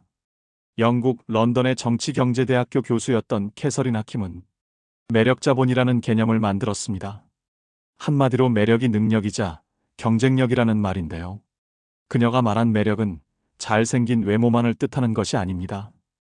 유머 감각과 활력, 세련미, 상대를 편안하게 하는 기술 등 다른 사람의 호감을 사는 멋진 태도나 기술을 말합니다. 이런 멋진 태도나 기술은 나이가 많다고 쇠퇴하지 않는다는 것입니다. 오히려 더 좋아질 수도 있습니다. 이것이 바로 나이 들매 지혜와 여유가 아니겠습니까? 그렇다면 나이 들수록 잃어가는 매력을 어떻게 유지할 수 있을까요? 다음에 5가지를 충실히 실천하시면 여러분들도 분명 매력 자본을 갖춘 멋쟁이 노인이 될 수 있습니다. 영상 끝까지 시청하시고 오늘부터 바로 실천해 보시길 바랍니다. 첫째, 자주 웃으셔야 합니다. 얼마 전 지하철의 경로석에 앉은 노인들을 유심히 관찰해 보았습니다. 거의 모든 노인의 인상이 찌그러져 있었는데요. 이처럼 대개 노인하면 인상이 찌푸려져 있는 모습을 떠올립니다. 그러나 가끔 인터넷에서 사진을 검색하다 환하게 웃고 있는 주름진 노인의 얼굴을 보면 훨씬 안정감을 주고 세월의 깊이를 느끼게 해줍니다. 그러니 자주 크게 일부러라도 웃으셔야 합니다. 상대가 한 말에 웃음소리로 화답해주면 상대와의 관계도 좋아질 것입니다. 되도록 늘 웃는 얼굴을 유지하셔야 합니다. 좋은 인상을 주려면 늘 웃는 연습을 해보는 것입니다. 거울을 보고 입꼬리 올리고 씩 웃어보세요. 나이 들어 웃는 얼굴을 만드는 것이야말로 가장 중요한 매력 포인트입니다. 둘째, 항상 마음의 여유를 가지셔야 합니다. 특히 사소한 일에 이러쿵저러쿵 따지지 말아야 합니다. 나이 들어가면서 불평불만이 잦은 것은 듣는 사람에게 동정심을 일으키지도 못하고 오히려 흉하다는 생각을 하게 합니다. 조금 불편해도 왜 나를 챙기지 않지? 하는 마음을 버리고 마음의 여유를 가지셔야 됩니다. 마음에 안 들고 불편하더라도 웬만한 것들은 모두 양보하며 웃어넘기세요. 그래야 멋진 노년이 될 것입니다. 셋째, 품격을 지키셔야 됩니다. 무단횡단하는 일이 나이든 이의 특권은 아닌 것과 같이 삼가야 할 것은 확실히 삼가야 됩니다. 나이 들었으니 용인 되겠지 하는 생각은 하지 말아야 됩니다. 오히려 나이 든 사람이 하는 말을 듣게 됩니다. 또 젊은이들의 행동을 못마땅하게 여겨 잔소리하는 것을 삼가야 합니다.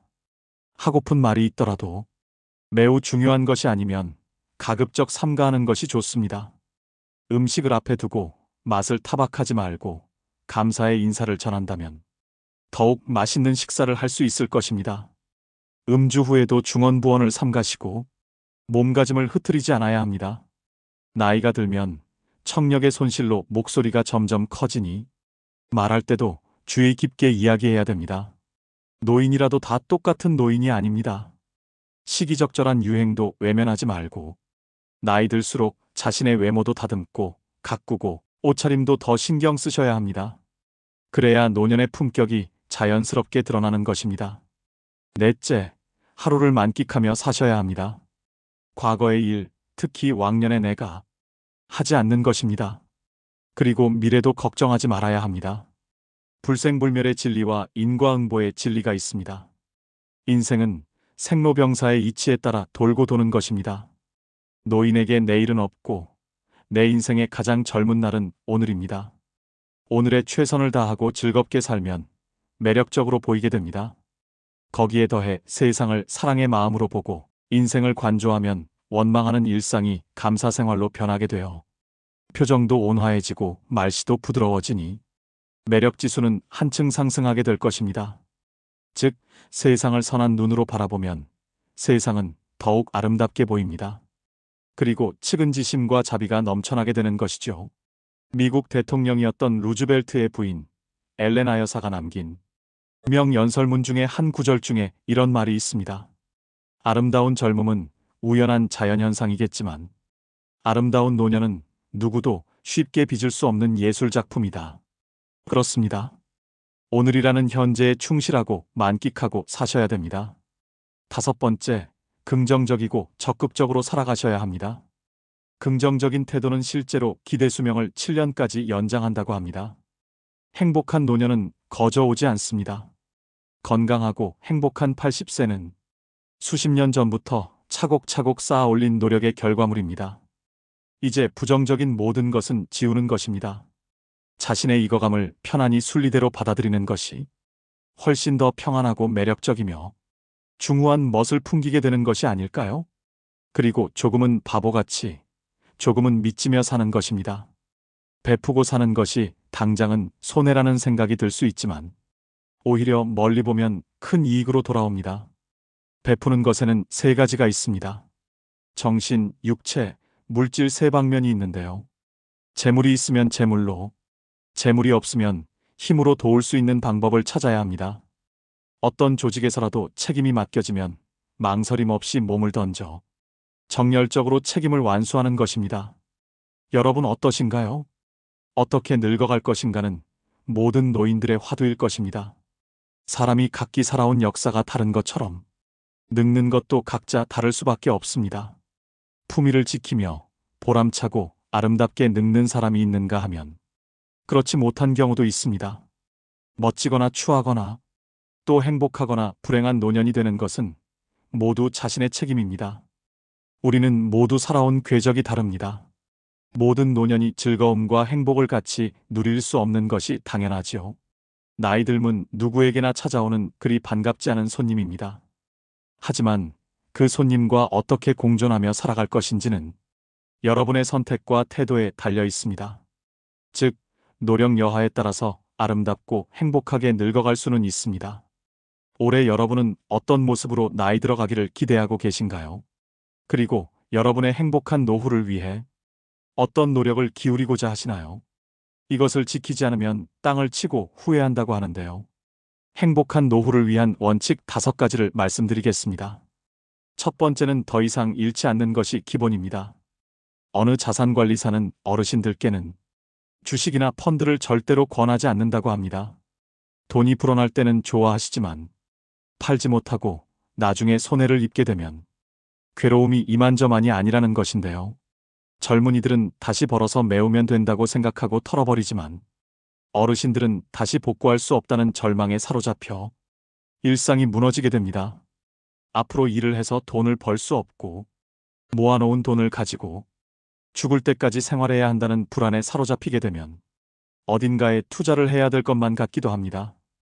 그러다 보면 누가 뭐를 해서 돈을 많이 벌었다는 소위 카더라 이야기에 넘어가게 되어 노후 자금을 몰빵했다가 전 재산을 잃기도 합니다. 건강도 마찬가지입니다. 사람들은 좋은 것을 먹고 몸에 좋은 것을 함으로써 더 건강해지고자 노력하는데요. 고혈압이나 당뇨병, 고지혈증 같은 만성 질환에 걸렸을 때는 꾸준히 처방약을 복용해서 현재의 건강을 유지하는 것이 우선입니다. 검증받지 못한 건강식품이나 민간요법에 기대다 보면 현재의 건강도 지키지 못하고 휴유증에 시달리게 될 수 있습니다. 두 번째는 자식은 없는 셈 쳐야 됩니다. 불안장애나 우울증으로 병원을 찾는 어르신 중에 상당수는 자식 문제로 스트레스를 받다 병이 생긴 분들이라고 합니다. 자식의 이혼, 범죄, 사업 실패 등 자녀를 걱정하는 주제도 가지각색입니다. 재산이라도 조금 있으면 자식들은 마치 부모가 일찍 죽기를 바라듯이 유산을 놓고 다투기도 합니다. 또 자식에게 물심양면으로 도움을 주다가 고생하는 어르신들도 적지 않은데요. 하지만 막상 부모가 어려움에 처했을 땐 자식은 나 몰라라 하는 경우가 부지기수입니다. 그렇게 자식으로부터 외면받고 마음고생하는 어르신들을 주변에서 흔히 볼 수 있죠. 경제적으로 자립하지 못했다고 해서 계속 퍼주면 내 노후가 먼저 무너지게 됩니다. 나이 들수록 자식과 부모 관계는 서로를 너무 많이 의존해서는 안 됩니다. 그래야만 정신적으로 건강한 노후 생활을 할 수 있는 것이죠. 자식에 대해서 신경 쓸 시간의 절반이라도 내 옆에 있는 배우자에게 서로 신경 쓰고 아껴주면 더 행복한 말년을 보낼 수 있을 것입니다. 세 번째는 새로운 관계를 만드셔야 됩니다.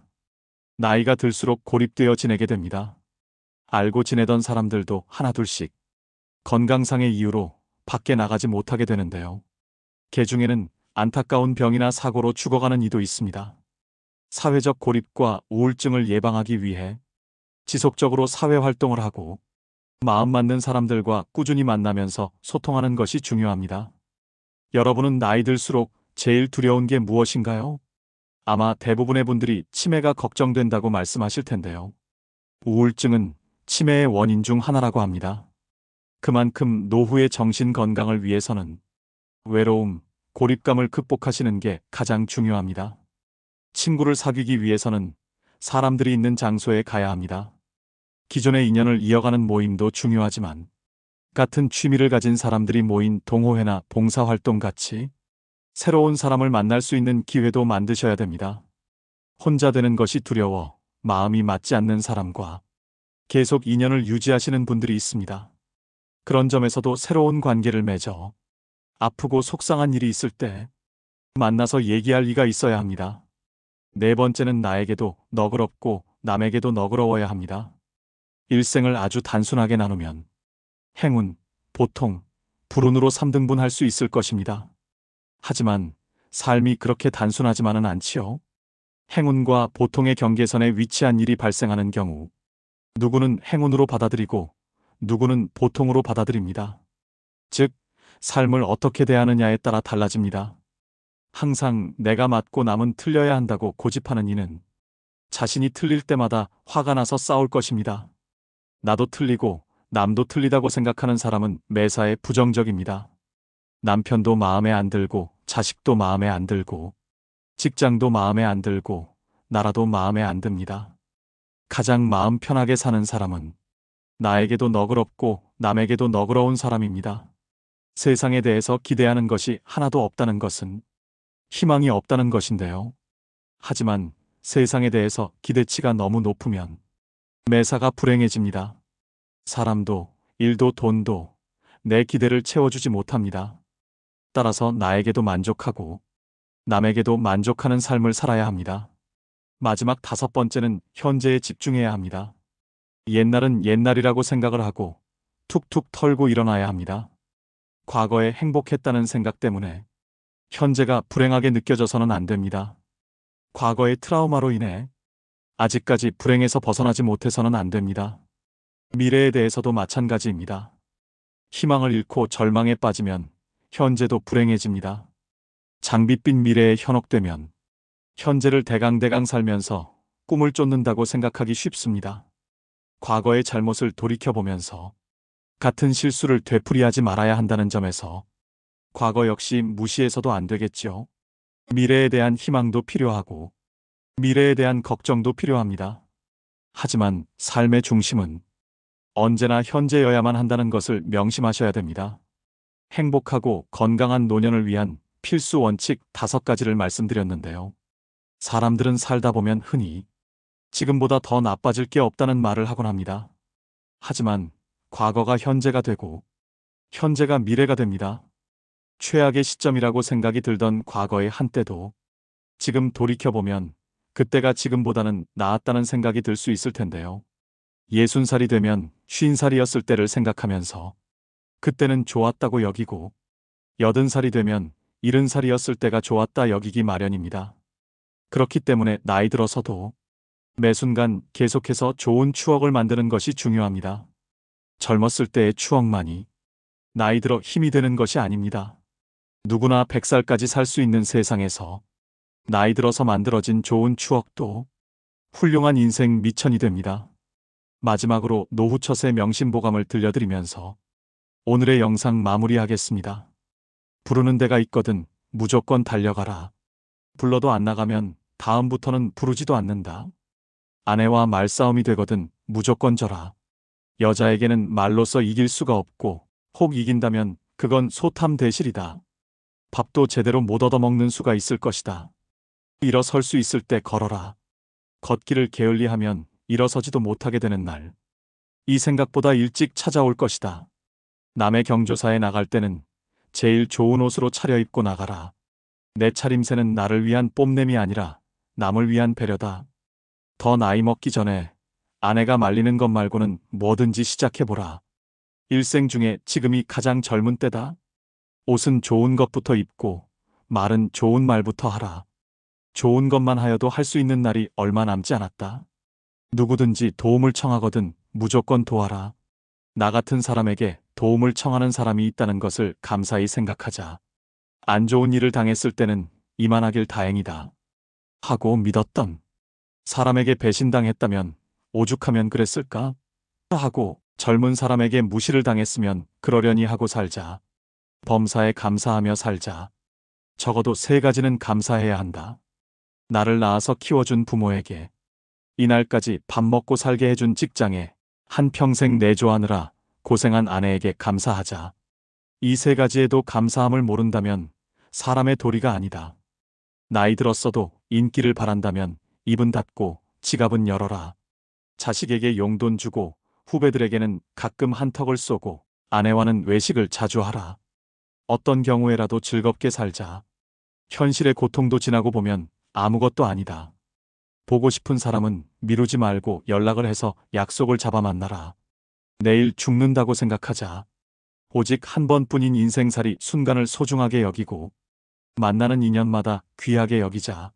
우리가 이 세상을 살면서 내 마음 안에 천사하고 악마가 동거를 하는데 신앙생활을 하는 이유는 천사가 승리하기 위해서, 내 마음 안에 천사가 승리하기 위해서 신앙생활을 하는 거예요. 우리 인간은 나약하기 때문에 언제든지 악의 유혹에 넘어갑니다. 그러니까 예수님이 맨 마지막 주의 기도 바칠 때 악에서 구하소서 그러죠? 예, 우리가 악에서, 오죽하면 예수님 맨 마지막에 그 기도를 했겠어요. 이 세상에 살아가면서 악의 유혹에 넘어가지 않을 사람은 한 사람도 없어. 매일 우리는 그 유혹에 넘어가요.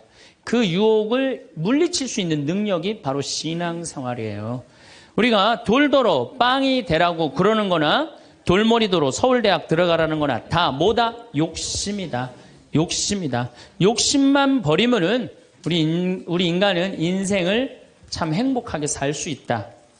예수님 말처럼 말씀이 가득 차 있으면은요, 인생이요, 조금 넉넉하지 않아도요, 즐거울 수 있어요. 미국의 제일 행복한, 우리나라도 마찬가지지만 제일 행복한 직업이 1위가 성직자예요, 성직자. 말씀이 있기 때문에 제일 행복한 말씀이 있기 때문에. 그래서 여러분들도 말씀이 내 마음 안에서 살아 움직일 수 있도록 깨어 기도해라. 그 아주 중요한 거예요. 원주 비행장이 있어요. 그래갖고 비행장이 있어서 재밌어요. 원주 비행장이 있어서 그 이글스라고 그 비행 전투단이 있는데 여기서 연습해. 우리 여기 평창 하늘에서 처음에 막 태극기 그릴 때 보면 막 엉망으로 그려요. 그 다음에 뭐 하트도 막 찌그러져서 그리고 한 2달 연습하면은 아주 잘 그려져요. 그래서 그 비행장이 있다. 신경 쓰지 마세요. 나한테 절을 하면 어떻게 한다? 권세와 영광을 주겠다. 우리가 악마의 유혹에 빠져서 나 잘난 척, 교만하느냐고 다른 사람 무시하고 주님을 섬겨야 되는데 주님도 안 섬기고 세상에 나만 섬기라고, 나만 잘났다고 우리 유혹에 많이 빠진다. 그것도 안 되니까 이번에는 악마가 예수님을 예루살렘 성전 꼭대기에 데리고 올라가서 당신이 하느님의 아들이거든 뛰어내려 보시오. 시험하는 거예요. 여기 계신 분들 중에서도 주위에서 그런 소리 많이 들으실 거예요. 너 성당 나가는데 왜 너만 그 꼴로 살아? 다른 사람 성당 안 나가도 잘 먹고 잘 사는데 넌 성당 나갔는데 왜 그렇게, 하느님이 있다면 네가 그렇게 고통스럽겠니? 주위에서 그렇게 악마들이 와갖고 얘기 많이 해요, 안 해요? 많이 해요. 그때 흔들리는 거예요. 정말로 하느님이 있다면은 내가 왜 이 고통을 겪지? 마음이 흔들리는 거죠. 근데 저는 사제생활 20년 정말 짧은 세월을 살면서 영혼이 있다는 거, 영원이 있다는 거, 귀신이 있다는 거, 연옥이 있다는 거, 이거 확실히 믿습니다. 너무 많이 경험을 해서 그래요. 제가 10년 전에 본당 신부할 때, 능평성당에서 본당 신부할 때인데 성가대가 밤샘 피정을 해달라고 해서 밤 10시부터 11시까지 강의를 했어요. 강의를 했는데 막 강의가 끝났는데 성당 앞길에서 차 부닥치는 소리가 났어요. 나가보니까 버스하고 승용차하고 정면 충돌을 했는데 승용차가 버스 밑으로 아예 들어갔어요. 근데 그 승용차에 누가 타고 있었느냐면 우리 본당 사회복지 분과장이 타고 있었어요. 그 자리에서 즉사했어요. 이 사람이 얼마나 착한 사람이냐면은 사회복지 분과장을 했으니까 요맘때만 되면 김장 다 해서 어려운 소년, 소녀 가정 다 넣어줬어요. 쌀 떨어지면 쌀 떨어지면 체크하고 다 넣어주고, 성당 짓는다고 삽을 잡으면 삽자를 놓지 않은 형제야. 정말로 살아있는 천사예요, 천사. 그리고 그냥 3월 달에 자기 부자니까 뒷마당에 뿅아리 100마리 풀어놓으면은 그냥 5월, 6월 달 손님 오면 그거 잡아서 삼계탕 해주는, 정말 그야말로 천사야. 근데 그 자리에서 즉사를 한 거예요. 그래서 이제 부인이 시신을 분당 재생병원에서 옮겨갖고 새벽 2시에 다 뭐 검찰도 왔다 갔다 하고 그래갖고 새벽 2시에 시신 수습이 끝났어요. 그래서 상주들을 깨우러 간 거야. 근데 상주가 초등학교 5학년, 초등학교 3학년, 초등학교 1학년이야. 애들도 너무 예쁜 애들인데. 그러니까 이제 엄마는 5살짜리 아이 저기 5학년 아이를 깨운 거야. 일어나봐라, 아들아. 근데 이 아들이요, 눈을 비비면서 엄마 나 이상한 꿈 꿨어. 그러는 거야. 무슨 꿈 꿨냐 그러니까 아빠랑 꽃밭을 가는데 너무 꽃밭이 예뻤다는 거예요. 막 천국같이 예뻤다는 거예요. 근데 그 꽃밭을 끝을 갔는데 손을 잡고 가는데 꽃밭 끝에 갔더니 계단이 하늘로 나 있는데 양쪽에서 날개 달린 천사가 우리 집으로 빨리 올라오라고 막 손짓을 했다고. 그래갖고 내가 올라가려고 했더니 아빠가 내 손을 딱 놓더니 지금부터 나 혼자 올라가는 거라고. 넌 나중에 올라가라고. 그래갖고 아빠가 막 올라가는 꿈을 꿨다는 거예요. 초등학교 5학년 아이가 아빠가 돌아가신 사실도 모르는 아이가. 이건 뭐예요? 이 아빠가 돌아가시면서 누구한테 보여준 거예요?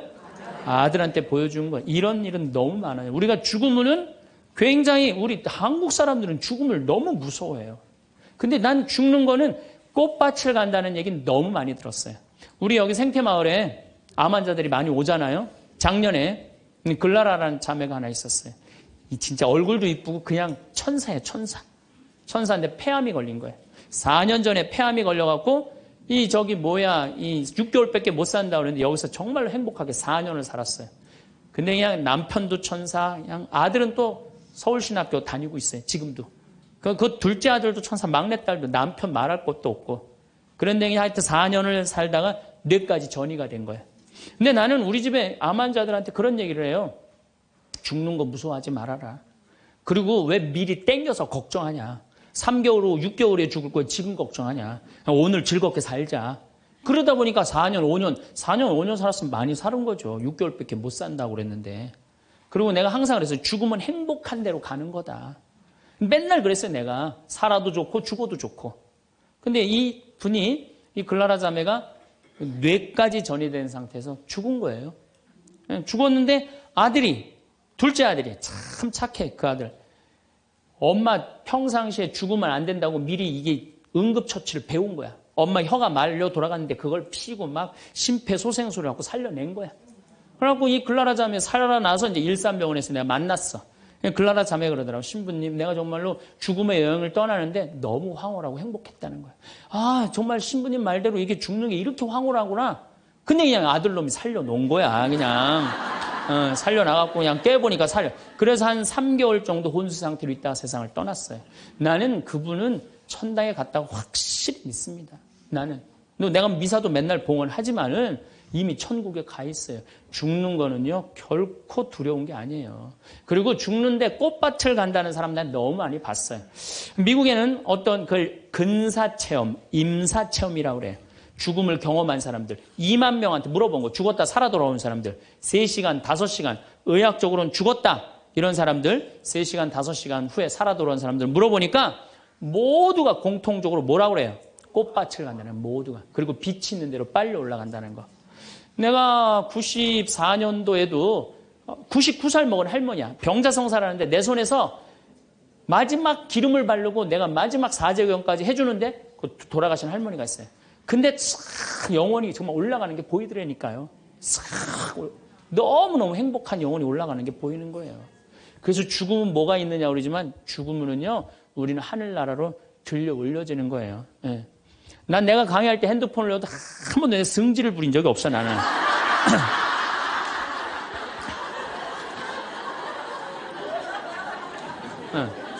하늘로 싹 불러 올라가는 거예요. 그래서 티베트에는 사자의 서라는 책이 있어요. 그 사자의 서라는 책을 보면은요, 죽으면은 꽃밭을 간다는 거. 동양이나 서양이나 거의 죽고 난 다음에 세상은요, 무섭고 깜깜한 데로 가는 게 아니에요. 근데 일본의 한 의사가 너무 힘들어서 자살을 했어요.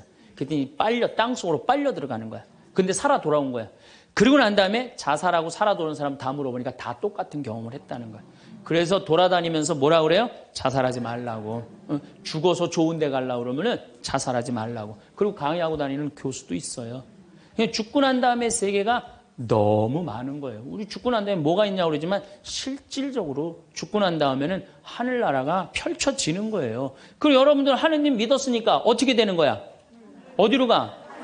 하늘나라로 가는 거죠. 여러분들은 그런 믿음과 확신이 있어야 돼. 근데 우리 천주교 교우들은요, 하늘나라에 대한 희망 별로 없어요. 그저 미사 예물을 보면은, 오늘도 내가 예물 보니까 맨 대학 입시, 딸 결혼, 뭐 애 생기게 해주고, 땅 팔리게 해주고, 뭐 월세 나가게 해주고, 전세나. 그건 미사 예물이 아니에요. 미사는 예수님의 십자가상의 제사를 통해서 우리가 구원의 업적을 쌓는 거예요. 구원의 공로를 나누어 받는 거예요. 그러니까 미사를 드릴 때 내 영혼이 구원받기를 간절하게 예물을 내야 돼. 근데 자기 이름을 쓰고 자기의 구원을 위해서 미사 예물 내는 사람 한 사람도 없어요. 다 자식, 남편, 부모를 위해서야지 자기를 위해서는 안 된다 이거예요. 내가 언젠가 방송에도 얘기했지만은 성 안셀모 성인이 살아서 자기를 위하여 드리는 미사 한 대는 죽어서 드리는 위령 미사 1000대보다 낫다고 그래. 근데 여러분들은 자기를 위해서 한 번도 안 드리는 거 아니에요. 내가 구원받기를. 여러분들 비오 신부님 1918년서부터 1968년까지 50년 동안 오상 받은 비오 신부님 아시죠? 그 비오 신부님 매일 피를 3분의 1컵을 쏟았어요. 의사 3명이서 평생을 감염이 될까 치유가 될까 옆에 붙어 있었는데 아무 소용이 없었어요. 이 비오 신부님은 처음에 너무 고통스러워서 이거 붕대 감고 다녔어. 다른 사람 표시도 안 내려고. 근데 어쩔 수 없이 당신이 표시로 나오는 수밖에 없었죠. 이분은 미사를 보통 2시간, 3시간 드렸어요. 그래서 온 많은 사람들이 이분 덕에 성화가 많이 됐죠. 근데 이분이 뭐라고 그래요? 미사야말로 가장 아름다운 구원의 제사라고 그랬어요. 미사를 가장 귀하게 여긴 현대 성인이에요. 그러니까 여러분들 미사처럼 좋은 게 없는 거예요. 그 미사 시간 예수님의 십자가상의 제사를 통해서 내 구원의 은혜를 받는 거야. 근데 우리는 죽고 난 다음에 생각 거의 안 해요. 그냥 살아서 디립다 받고 싶은 거지. 그냥 살아서. 이것도 내가 뭐 욕심에 욕심. 하늘나라에 대한 희망을 가져야죠. 어쨌든 또 더 재미난 거. 이것도 내가 방송에서 얘기한 건데 15년 전에 평택 비전동 본당 신부할 때 1월 첫 주에 엄마, 아빠, 딸 4명이 눈이 빨개져 갖고 왔어요. 자기네들 성당 다니고 싶다는 거예요. 원래 성당 안 다니는데. 왜 성당 다니려고 그러느냐? 그랬더니 아버지가 살아생전에 하느님이 있긴 뭐가 있느냐? 그 니네들이 예수쟁들이 니네들 돈 뺏어 먹으려고 천당 지옥 겁주는 거다. 죽으면 끝이다. 평생 그랬대요. 하느님을 믿느니 뭘 믿는다? 내 주먹을 믿는다. 맨날 그랬대요. 근데 이 할아버지가 12월 20일 날 돌아가신 거야. 돌아가셨는데 저승길이 있는 거야. 미치는 거지.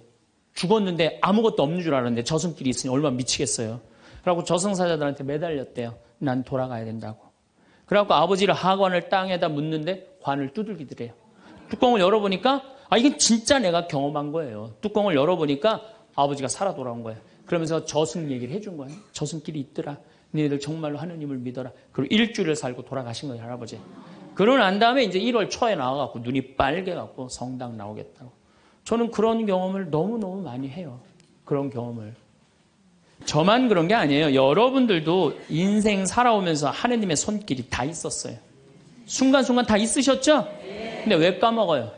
기도하지 않아서 까먹는 거예요. 끊임없이 기도하고 끊임없이 감사하고 내가 기쁘게 살지 않고 욕심 펴서요. 그 하느님의 모든 사랑과 은혜를 다 까먹고 사는 거예요. 어쨌든 이거는 내 개인적인 뭐 신앙 체험이라면 내가 공적인 얘기를 좀 할게요. 이제 오늘 이제 성모님 얘기를 좀 해야 될 것 같아요. 성모님이 세계 곳곳에서 지금 발현을 하세요. 그 중에 아주 공식적인 발현 3가지만 말씀을 드릴게요. 1531년 멕시코 과달루페에 성모님이 발현을 하세요. 1531년 12월 9일 날 발현하세요. 근데 이 12월 9일이 동방교회는 아예 처음부터 원죄 없이 잉태되신 축일이야. 우리는 나중에 지냈는데 동방교회는 처음부터 원죄 없이 잉태되신 성모님 축일이 12월 9일이에요. 그래갖고 이날 이제 이 57살 먹은 요한 디에고라는 인디언이 있었어요. 당시에 1517년, 18년에 스페인 사람들이 멕시코를 점령해요. 그러니까 10년, 15년도 안 된 거예요. 그래갖고 이 사람은 세례를 받았어. 요한 디에고라는 사람은 세례를 받았는데 부인도 죽고 자식도 없는 사람이야. 오로지 그냥 3시간 걸어서 미사참례 다니는 사람이야. 토요일 날 이제 성당을 간다고 갔는데 테페악이라는 언덕에 딱 올라섰는데 기가 막히 아름다운 음악이 들리고 코를 찌르는 기가 막힌 향내가 나는 거야. 가보니까 너무 아름다운 부인이 서 있는 거야. 성모님이. 성모님이 딱 나타나갖고 요한 디에고, 나는 탄식하는 이들의 위로의 어머니고 도움을 청하는 이의 어머니다. 나의 사랑을, 하느님의 구원을 온 세상에 전하기 위해서 이 언덕에 성당을 지라고 주마라가 주교한테 가서 얘기를 해라. 당시에 스페인에 일대 주교가 와 있었어요. 주교한테 가서 얘기를 하라는 거야. 요한 디에고는 성모님을 너무 명명백백하게 봤기 때문에 의심하지 않고 주교관을 쫓아가요. 근데 이게 멕시코 사람이야. 완전히 까만 인디안이야. 그런데 주교관에 딱 갔더니 입구에서부터 못 들어오게 막는 거예요. 문지기들이. 어딜 들어오느냐고. 아니, 난 꼭 가야 된다고. 나 좀 들여다 보내달라고. 그래갖고 그냥 문지기들이 왔다 갔다 했는데 주교님 뭐냐 그러니까, 아니, 주교님 만나러 왔다고. 들여보내라고. 그랬더니 요한 디에고가 내가 성모님을 만났는데 성모님께서 주교님한테 그 테페악이라는 산에다가 성당을 지나라고 전해주라고 그랬다고. 여러분들이 지금 남산을 가는데 남산 꼭대기 가는데 성모님이 딱 나타났어요. 너무 아름다운 모습으로. 마리아, 데레사 이렇게 합시다. 데레사, 너 우리 추기경님한테 가갖고 이 나의 사랑을 온 세상에 대한민국에 전하기 위해서 남산 꼭대기에 성당을 지라고 가서 전해라. 분명히 성모님을 봤어요. 그래갖고 여러분들이 이제 명동에 가갖고 추기경님한테 내가 성모님을 만났는데 남산 꼭대기에다 성당을 지라고 그랬다고. 그럼 추기경님, 아유, 잘 알겠습니다. 그리고 짓겠습니다. 그럴 것 같아요? 명동에 가면 약간 정신 나간 여자 3명 있어요. 4번째 등극하는 거, 4번째. 성모님 본 사람들 다 처음에 무슨 대접받아요? 다 미친 사람 대접받아. 다. 그러니까 주교님이 뭐라고 그러냐면은 이상한 소리 하지 말아라. 가라 그래요. 네가 정말이라면 나중에 얘기하자 그래요. 그래갖고 성모님이 내가 기다리고 있겠다 그래. 그래갖고 다시 태평이라는 산에 가요. 성모님한테 그래요. 성모님 전했느냐? 성모님 얘기를 전하긴 전했는데 주교님이 안 믿는 것 같다고. 그랬더니 성모님이 뭐라고 그러냐면은 그렇다면 내일 가서 또 전해라 그래요. 난 참 성모님도 답답해요. 아니 그게 그렇게 중요하면 당신이 가서 얘기하면 될 거 아니야. 왜 그 저기 뭐 57살 먹은 보면은 벨라데타 그다음에 루시아 다 똑같아. 제대로 배우지도 못하고 가난한 사람한테 나타나고 꼭 힘들게 해. 그래서 내가 기도 때 한번 따졌어요. 성모님, 아니 나타내려면 신부나 주교나 뭐 이런 사람한테 나타나갖고 확실하게 해지 왜 그렇게 사람들이 힘들게 하느냐고 그랬더니 성모님이 하느님의 영광은 어린아이, 순수한, 미천한 사람을 통해서 드러나는 것이다 그러시더라고요. 그래서 그건 이제 앞으로 안 따지기로 했어 내가. 그래갖고 이 요한 디에고는 다음 날 주교님을 또 찾아가요. 또 문지기들이 모욕을 주죠. 이런 무식한 원주민 인디안이 어디 감히 주교를 만나느냐고. 그래도 이 요한 디에고는 애절하게 주교님을 만나자고 원해요. 하도 그러니까 어쩔 수 없이 주교님을 만나게 해줘요. 그러니까 주교님이 이틀째 연속 오니까 그래? 만약에 네가 정말로 성모님을 봤다면 증표를 갖고 와라 그래. 증표를. 내가 갖고 올 수 있다고. 성모님 분명히 봤으니까. 12월 10일 날. 그래갖고 이제 가갖고 성모님한테 가요. 성모님이 기다리고 있어. 그래, 전했느냐? 그러니까 전했다고. 전했는데 주교님이 성모님한테 증표를 갖고 오라고 그랬다고. 그러니까 성모님이 내일 오면 내가 증표를 주마 그래요. 12월 11일 날이 됐어요. 그래갖고 이제 이 요한 디에고가 가려고 그랬는데 요한 디에고 부인도 없고 자식도 없는데 삼촌 베르나르도라는 삼촌이 작은 아버지가 한 분 있는데 열병에 걸려갖고 돌아가시려고 그래. 그러니까 병간호를 막 하는 거예요. 병간호 하느냐고 성모님한테 가긴 가야 되는데 이거 삼촌은 죽으려고 그러고 그래갖고 못 가요. 난 또 요한 디에고도 참 답답한 사람이야. 아니 그 대단한 성모님한테 가갖고 낫게 해달라고 하면 될 거 아니야. 그걸 또 그냥 자기가 간호한다고.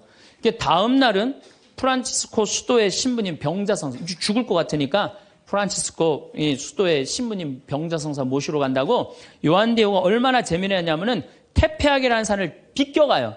성모님 만날까 봐. 지금 누가 더 중요하다고? 이 본당시민이 더 중요하다 이거야. 병자성사 봐야 된다고. 막 가는데 성모님이 물어봐. 너 어디 가냐고.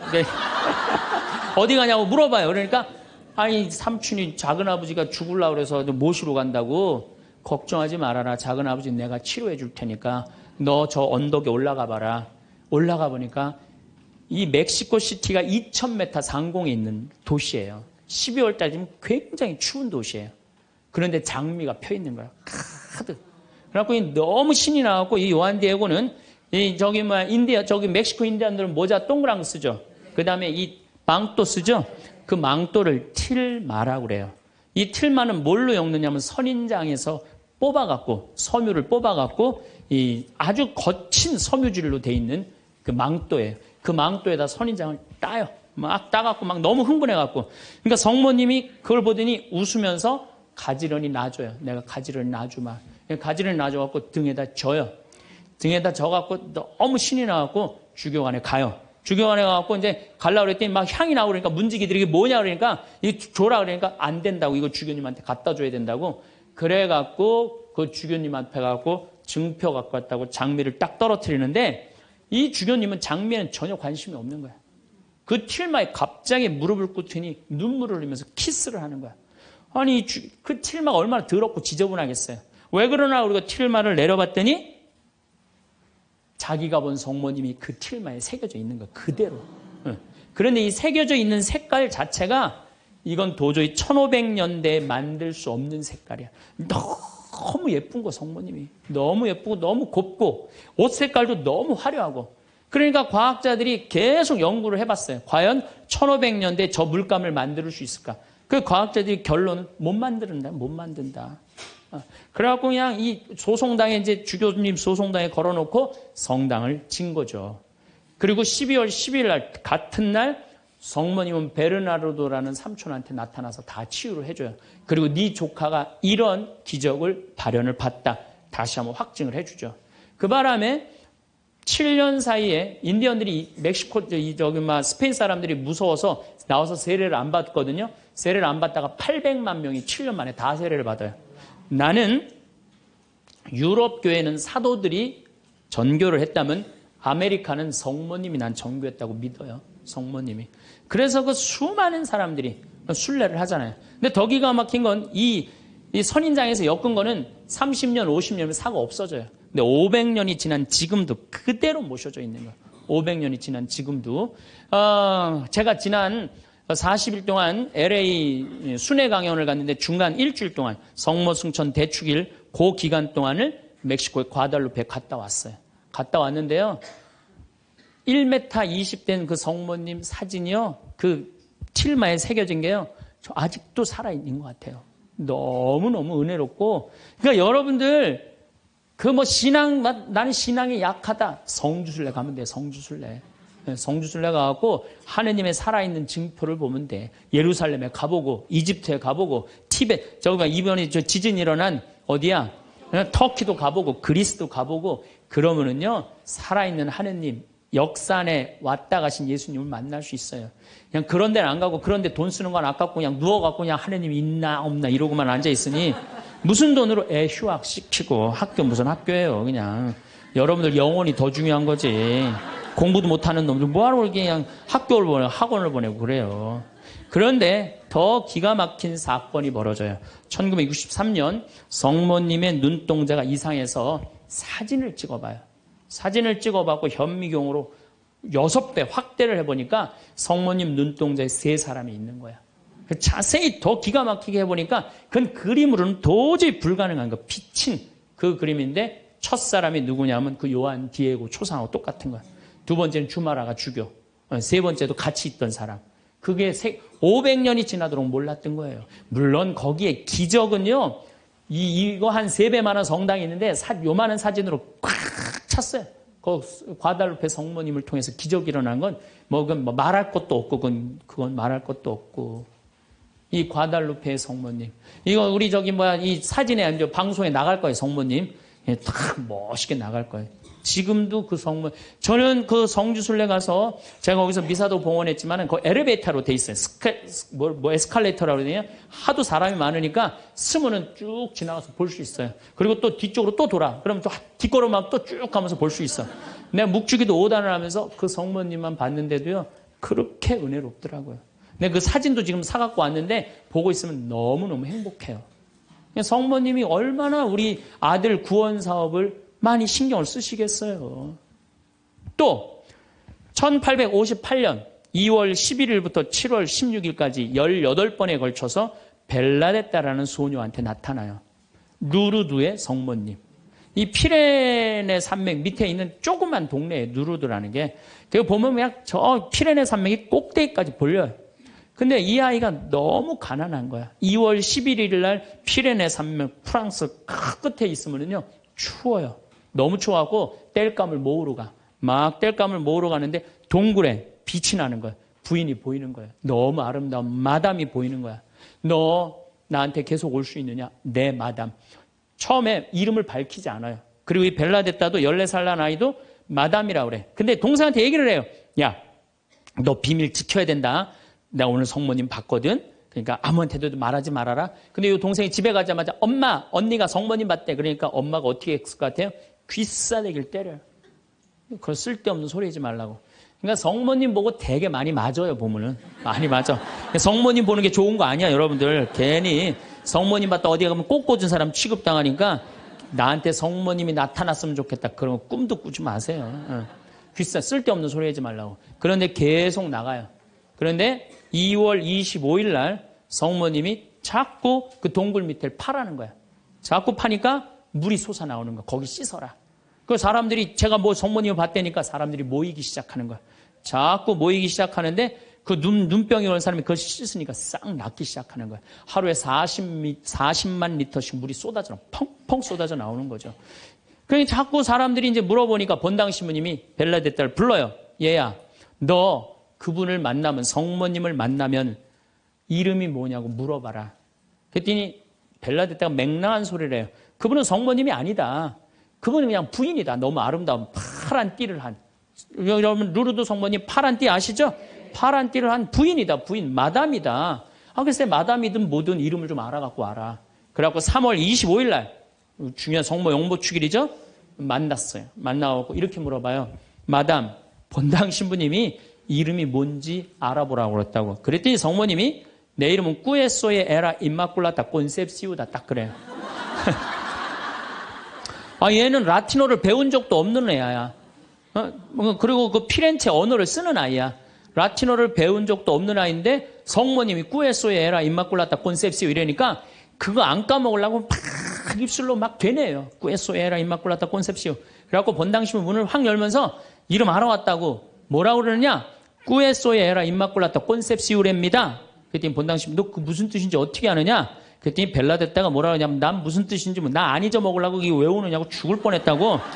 정말로 그래요. 정말로. 너무 힘들었다고. 그래갖고 본당 신부한테 얘기했는데 깜짝 놀라는 거 본당 신부가. 왜 놀라느냐면 그게 무슨 뜻이냐면은 라틴어인데 임마꿀라타가 깨끗하다라는 뜻이야. 콘셉시오라는 게 임신했다라는 거. 원죄 없이 잉태된 교리가 1854년에 반포가 돼요. 4년 전에 교황청에서. 그런데 성모님은 항상 당신에 대한 교리가 반포되면 발현을 통해서 꼭 알려줘요. 확증을 시켜주는 거죠. 그러니까 이게 발현인가 보다. 그래갖고 거기서 이제 성당을 짓고 수많은 사람들이 순례를 하고 거기에 이제 물이 펑펑 쏟아져 나와갖고 어떻게 수많은 사람들이 기적을. 그래갖고 거기도 의사들이 있어요. 이 자연 치유냐 기적이냐. 뭐 기적을 함부로 해주는 건 아니지만 그래서 거기 간 사람들이 다 그 물 먹고 많이 낫고 그러잖아요. 나는 그 루르드에 가서 난 루르드도 갔어요. 루르드도 어디야 테페아 과달루페도 가고 루르드도 갔어. 나도 거기 가서 세례했어요. 루르드에 나는 물에 들어가고 이렇게 기도했어요. 난 여기 온 걸로 족하니까 제발 나한테 기적 일으키지 말라고. 난 지금도 충분하다고. 그것만 해도 충분하죠. 이게 바로 루르드의 성모님이에요. 자, 세 번째 발현. 1917년 포르투갈 파티마의 발현이에요. 많이 들어보셨죠? 이 발현은 더 특별해. 9살 루시아, 8살 히아친타, 6살 프란치스코. 이 세 꼬마한테 나타나는 거예요. 얘네들 역시 당연히 뭘 몰라? 글 모르는 아이들이에요. 목동이에요, 목동. 맨날 양 풀어놓고 놀던 아이들이에요. 그런데 이 아이들은 더 특별한 일이 벌어집니다. 어떤 일이 벌어지느냐 하면은 1916년에 이 1차 세계대전 막 끝날 때 1916년에 천사가 나타나요. 3번 나타나요. 너희들한테는 특별한 분이 올 거니까 묵주기도를 열심히 해라. 이렇게 얘기를 해요. 마지막에는 성체까지 영해줘요. 천사가. 특별한 경우죠. 그래갖고 5월 13일 날, 1917년 5월 13일 날, 이날도 이 아이들이 막 양 풀어놓고 신나게 노는데 성모님이 떡갈나무 위에 탁 나타나는 거. 너무 아름다운 성모님이. 그래갖고 루시아, 히아친타, 프란치스코 너희들 매달 13일 날 여기 와줄 수 있겠느냐. 네, 오겠습니다. 나는 로사리오의 모후다. 여러분들 이 성모님이 그 유명한 그 계시가 뭐예요? 죄인들의 회개. 그렇죠? 그 다음에 또 뭐가 있어요? 연옥 영혼들을 위해서 기도하고 그 다음에 공산주의 회개를 위해서 기도하라는 그 세 가지 성모님이 내리신 계시죠. 뭐 당연한 거죠. 그런데 7월 13일 날은 이 루시아가 천당, 지옥, 연옥을 세 개를 다 봐요. 그리고 이 루시아는 오랫동안 살죠. 오랫동안 사는 히아친다고 프란치스 중간에 다 죽지만 어렸을 때 루시아한테는 특별한 성모님이 계시를 많이 했죠. 근데 9월 달에 사람들이 3만 명이 모여요. 3만 명이. 왜 3만 명이 모이냐면 자꾸 너무너무 유명해지니까. 그런데 이때 꽃비가 막 내리는 거야. 근데 사람들한테 올 땐 다 녹아내리는 3만 명이 다 같이 경험을 하는 거예요. 10월 달에는 마지막 발언 때는 7만 명이 모여요. 7만 명이. 그런데 전날부터 폭우가 쏟아지는 거야. 폭우가 막 쏟아지고 그 차가 얼마나 많이 모이냐 100대가 모이고 100대. 1917년에 차 100대면요 엄청나게 많은 거예요. 마차 뭐 130대, 뭐 자전거 뭐 100몇 대. 그리고 7만 명이 걸어서 그냥 환자들 끌고 그냥 다 7만 전 세계에서 온 거예요. 유럽 전 세계에서. 근데 그냥 전달도 12시에 딱 오셨는데 아니 10월 13일 날 12시에 성모님이 나타난다는데 계속 폭우가 쏟아지는데 안 나타나는 거예요. 그러니까 성모님이 안 나타나니까 그 신부님이 뭐라 그래요? 한 신부님이 뭐라 그러냐면은 내가 이거는 일부러 여러분들 읽어주려고 내가 적어 갖고 왔어요. 이 전날 밤 그곳을 꼬박 세운 한 신부가 물었다. 몇 시에 오시니? 정오에 오십니다. 루치아가 대답했다. 그 신부는 시계를 본 후 다시 루치아를 보면 봐. 지금이 정오란 말이야. 그 부인은 거짓말쟁이라고 우리에게 말할 셈이니 그 신부는 참지 못하고 어린이들을 의심쩍어 했다. 그리고 또 시계를 보았다. 하지만 정오가 넘었잖아. 여러분 모두가 환상이라는 것을 모르시겠습니까? 있을 수 없는 일입니다. 성모님의 발현은 없다는 거예요. 집으로 가세요. 다들 집으로 가세요. 이래요. 그런데 루시아는 부인께서 오신다고 하셨습니다. 신부님 전 그분께서 약속을 지킬 것을 믿고 있습니다. 12시에 오기로 했는데 성모님이 안 오기로 루시아가 얘기를 했는데 근데 1시에 갑자기 비가 그쳐요. 난 또 성모님도 정말로 답답해요. 아니 12시에 오기로 했으면 12시 와야 될 거 아니야. 왜 1시간 동안 애를 괴롭혀 애들을. 1시에 갑자기 비가 맺히고 구름이 걷히는 거예요. 거치면서 태양이 비치는데 기가 막힌 장면이 벌어지는 거예요. 태양이 돌면서 무지개 색깔이 나면서 그리고 의심을 품었던 많은 사람들이 와요. 여기도 이제 그 내용이 나와요. 의심을 품었던 사람들이 뭐라고 그러냐면 하느님 우리 죄를 용서해 주소서 이렇게 얘기를 해요. 왜 그러느냐면은 무신론자, 회의론자들이 와갖고 왜 이 공포에 질려서 그러냐면 태양이 돌면서 그 뜨거운 태양이 땅으로 떨어지는 거. 너무 뜨거워갖고 이 사람들이 이게 마지막 심판인가 보다. 공포에 질린 거지, 7만 명이. 그래갖고 막 울면서 막 살려달라고 그러고 그냥 우리를 좀 제발 용서해달라고 그렇게 15분 동안 태양이 온갖 조화를 비추고 딱 제자리에 돌아갔는데 더 놀라운 건 그 7만 명 모두가 이틀 동안 비가 젖었는데 다 비가 말랐고 30cm 진흙이 깨끗하게 꾸들꾸들해진 거예요. 7만 명이 완전히 한두 명이 본 게 아니라 그 사진을 보면요. 다 이러고 쳐다보고 있는 거예요. 하늘을. 이게 바로 파티마의 성모님이에요. 이렇게 온 세상에 하느님의 현존하심이 명명백백한데 그런 난 파티마는 내년 2월 달에 또 성주순례 가요. 나는 돈 생기면 무조건 성주순례 가자. 이게 내 신조예요. 네. 이제 파티마에 갈 거예요. 여러분들도 성지 다니세요. 예루살렘도 가시고 제발. 아니 개신교 다니는 분들은 어떻게 해서든지 돈 모아서 개 모아서 가는데 천주교들은 안 가. 우리 하늘나라에 대한 희망이 없어서 그래요. 어떻게 해서든 이 세상에서 복 받으려고 돈 조금 쓰는 거 아까운 거야. 내가 첫날 말했죠. 돈은 쓴 것만 내 돈이에요. 여러분들 아껴봤자 아무 소용 없어요. 그것도 성주순례 가기 위해서 어떻게? 쓰셔요. 예. 자, 그렇다면은 아직도 나는 의심이 간다. 그렇다면 내가 가장 확실한 증거를 하나 댈게요. 그게 뭐냐면 예수님이에요, 예수님. 예수님이라는 분이 2000년 전에 이 세상에 왔다 가셨어요. 아니, 그분이 안 왔다 갔다 하면 베드로라는 존재가 탄생했겠어요, 안 탄생했겠어요? 베드로라는 사람은 탄생할 수가 없어요. 베드로, 2대 교황, 리노, 3대 교황, 클레토, 4대 교황, 클레멘스, 알렉산더, 식스토 이래갖고 지금 교황이 265대예요. 2000년 동안 한 번도 끊어지지 않고 그 전승이 내려온 거예요. 예수님의 살아있는 모습을 보고. 근데 베드로라는 인물이요, 어떤 인물이냐면은 어부였어요. 그 갈릴레 호수의 어부였어요. 그건 사나이 중에 사나이였어요. 남자 중에 남자였어요. 예수님 정말로 지켰던 사람이에요. 마지막에 배신 좀 해서 그렇지. 예. 그런데 마지막에 예수님을 배신합니다. 정말로. 왜냐하면 그 스승이 그렇게 허망하게 죽을 줄은 꿈에도 몰랐거든. 그래갖고 배신하고 도망가 버려요. 예. 그런데 부활했다는 거야. 그래도 안 믿어요. 그래도 안 믿고 어떻게 갈릴레 호수 가고 물고기를 잡아요. 또 나타난 거야. 미치는 거지, 베드로는. 아니, 그냥 죽었으면 한 일주일이나 한 달 후에 나타나면 얼마나 좋아. 계속 3일 만에 계속 나타나네. 그러니까 물속에 뛰어들고. 그리고 40일 동안 예수님하고 생활하면서 이 사람의 인생은 완전히 바뀌어요. 어떻게 바뀌느냐. 베드로가요, 대단한 말 하지 않아요. 돌아다니면서 내가 예수님을 만났는데 이 예수님이 십자가에 못 박혀서 처참하게 돌아가셨는데 3일 만에 부활하셨다. 자, 내 예를 들면 좀 그렇고, 여러분들 만약에 본당 신부님이 죽었는데 3일 만에 다시 살아났어. 완전히 땅까지 다 묻어놨는데 3일 만에 주일날 딱 나타나갖고 나하고 같이 밥 먹자 그러고 강론을 했어. 여러분들 주에 나가고 우리 신부님 죽었는데 3일 만에 살아나왔다고 얘기할 것 같아요, 안 할 것 같아요? 아마 온 세상 돌아다니면서 얘기할 거예요. 그렇죠? 그 경험이 베드로한테 있었던 거예요. 그 예수님을 40일 동안 보고 가만히 있을 수가 없었던 거야. 이젠 죽음도 불사하는 거지. 그 12제자가 다 같이 경험한 제자, 11제자가 온 세상을 돌아다니면서 그걸 전한 거예요.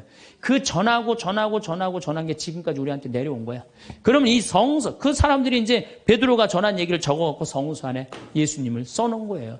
우리가 성서에 예수님이 한 말씀은 살아 움직이는 그분의 2000년 전의 현존이야, 현존. 그것만 읽어도 가슴이 아마 미어 터질 것 같아요. 근데 그냥 성서도 안 읽고 성지순례도 안 읽고 그냥 맨날 천장에 누워갖고 예수님 있는 거야 없는 거 이러고 의심을 하고 앉아있으니 이게 얼마나 한심한 유혹에 얼마든지 빠질 수 있어요. 자, 그랬더니 이제 여러분들 이제 오늘 이제 신앙심이 생겼어. 좀 생겼어요? 네. 그래, 맞아. 생겼어. 이제 하나님은 확실히 계신 거야. 성모님도 있고 예수님도 있고. 오늘은 굳건한 마음으로 믿음으로 돌아갔어. 오늘 잘 때요. 악마가 와서 뭐라고 그럴 것 같아요. 야, 그거 신부님 그거 개인적인 얘기지. 그건 아니야. 있긴 뭐가 있어. 없어. 계속 끊임없이 유혹받아요. 그렇다면 우리가 이 유혹에 안 빠지려면은 어떻게 해야 되느냐. 유혹에 안 빠지려면은요. 끊임없이 기도해야 돼. 그렇죠? 그 다음에 항상 기뻐해야 돼. 신앙인의 기본은 뭐예요? 항상 기쁜 거예요. 기쁜 사람은요, 유혹에 안 빠져요. 왜? 이 기쁜 사람은요, 욕심이 없어요. 어떤 사람이 유혹에 많이 빠지면 욕심이 많은 사람이 유혹에 빠져요. 예, 그래갖고 그냥 늘 미움, 분노 이런 사람들이 유혹에 빠지는 거. 더 가지려고 그러는 사람. 욕심이 없는 사람은 항상 기쁠 수 있어. 그 다음에 끊임없이 기도하는 사람. 매일 미사 참여 다니고 묵주기도 열심히 하고 이런 분들 또 피정 열심히 따라다니고 이게 끊임없이 기도하는 거. 이런 사람 유혹에 안 빠져요. 그 다음에 어떤 사람이 유혹에 안 빠지냐면 어떤 처지에서든 감사하는 사람. 이 사람들 유혹에 안 빠져요. 지금은 60세를 신중년이라고 합니다. 그리고 70세 노인을 초로 장년이라고 부릅니다. 그렇지만 말로만 중년, 장년이면 뭐합니까? 그에 걸맞은 매력적인 포인트가 있어야 하지 않겠습니까? 그야말로 멋지게 나이 들어야 한다는 뜻입니다. 얼마 전 아주 유쾌한 모임에 참석하게 되었습니다. 지인의 초대로 함께 한 자리의 장은 80대가 넘은 분으로 걸음걸이가 단정하고 앉은 모습도 흐트러지지 않았으며 참석자들이 올 때마다 애정어린 인사로 반겨주었습니다. 모임 내내 그분은 상대가 가진 좋은 점을 칭찬하며 서로에게 도움이 되는 조언을 하셨지요. 식당의 주인에게도 위트 넘치게 대하였으며 마지막에는 조용히 밥값까지 자신의 카드로 지불했습니다. 한 번도 염색하지 않으셨다는 머리는 화이트와 그레이가 어울려 더욱 단정한 모습을 보이셨고 하얀 셔츠에 자켓 차림은 꽤 멋있는 옷차림이었습니다. 10명이 모여 식사를 하였는데 모임이 파하고 집에 돌아와도 유쾌한 기분이 내내 들었습니다.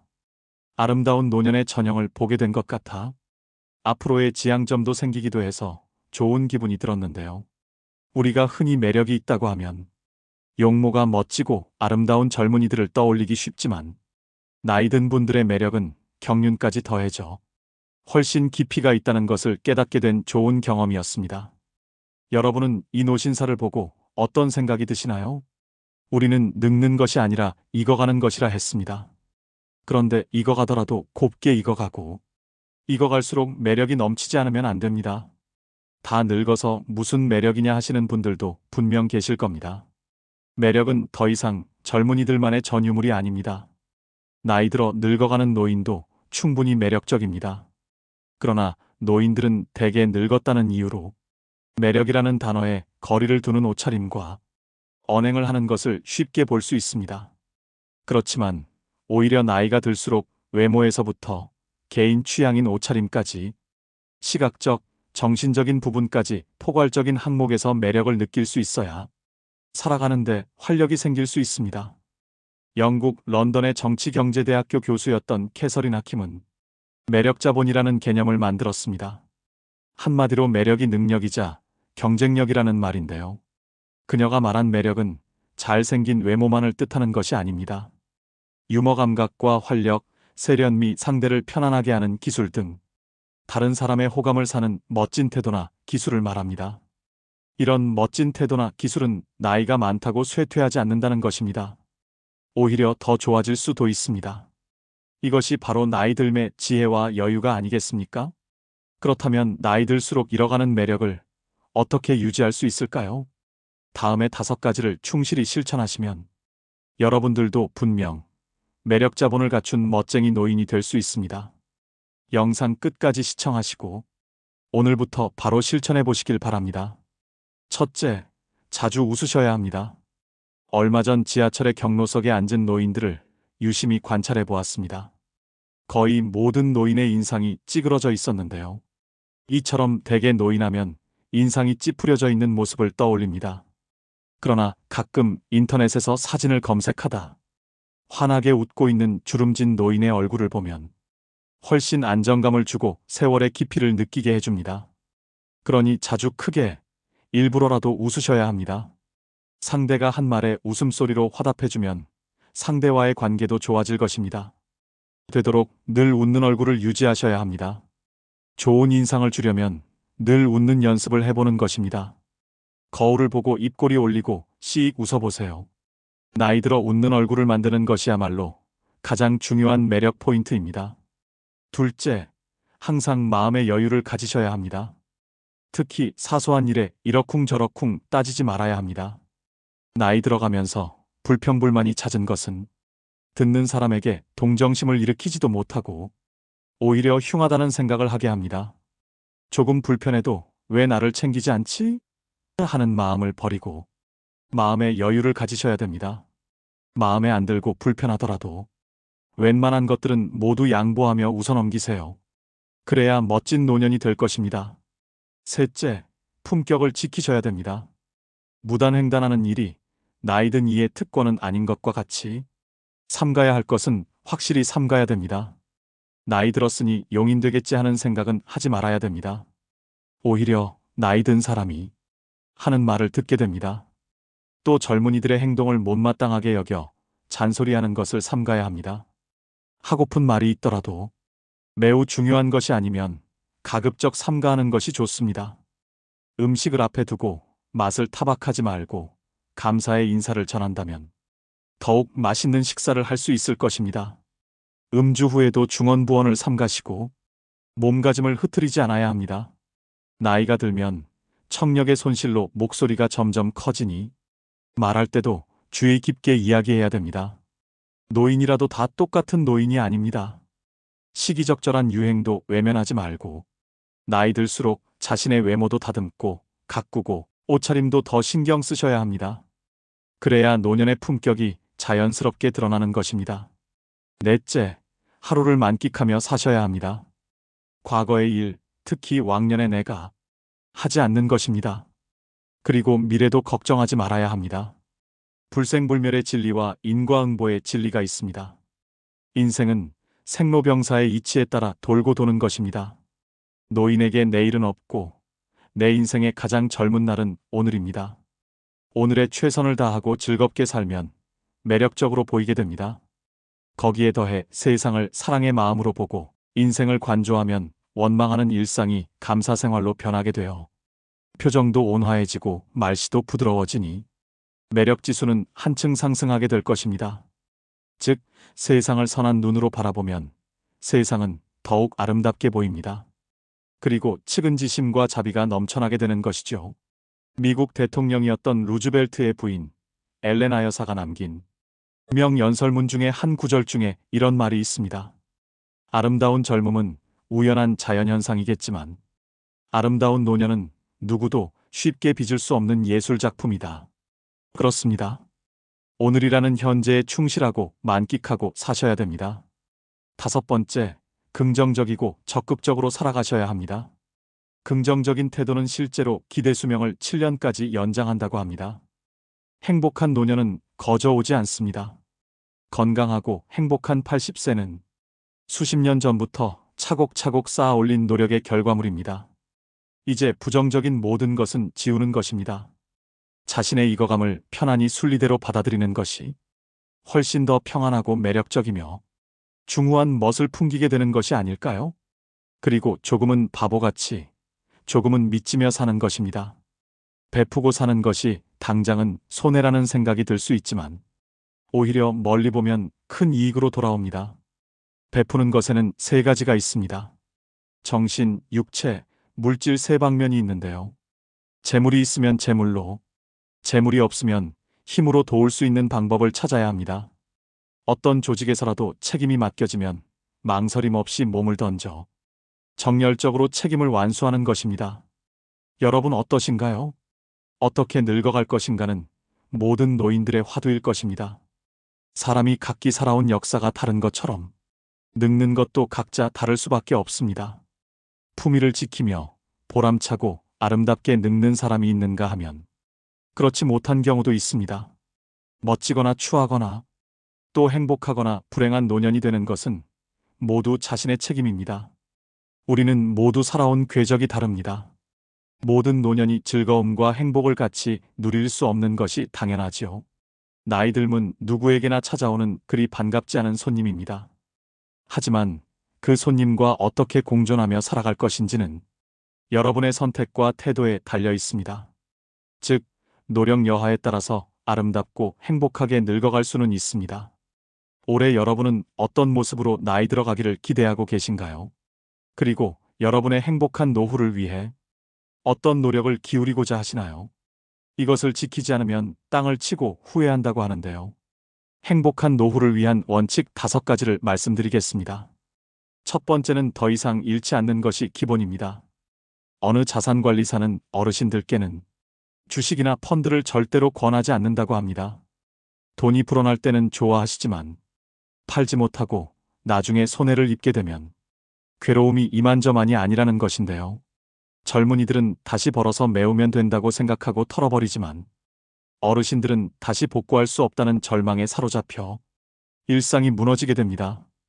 앞으로 일을 해서 돈을 벌 수 없고 모아놓은 돈을 가지고 죽을 때까지 생활해야 한다는 불안에 사로잡히게 되면 어딘가에 투자를 해야 될 것만 같기도 합니다. 그러다 보면 누가 뭐를 해서 돈을 많이 벌었다는 소위 카더라 이야기에 넘어가게 되어 노후 자금을 몰빵했다가 전 재산을 잃기도 합니다. 건강도 마찬가지입니다. 사람들은 좋은 것을 먹고 몸에 좋은 것을 함으로써 더 건강해지고자 노력하는데요. 고혈압이나 당뇨병, 고지혈증 같은 만성 질환에 걸렸을 때는 꾸준히 처방약을 복용해서 현재의 건강을 유지하는 것이 우선입니다. 검증받지 못한 건강식품이나 민간요법에 기대다 보면 현재의 건강도 지키지 못하고 후유증에 시달리게 될 수 있습니다. 두 번째는 자식은 없는 셈 쳐야 됩니다.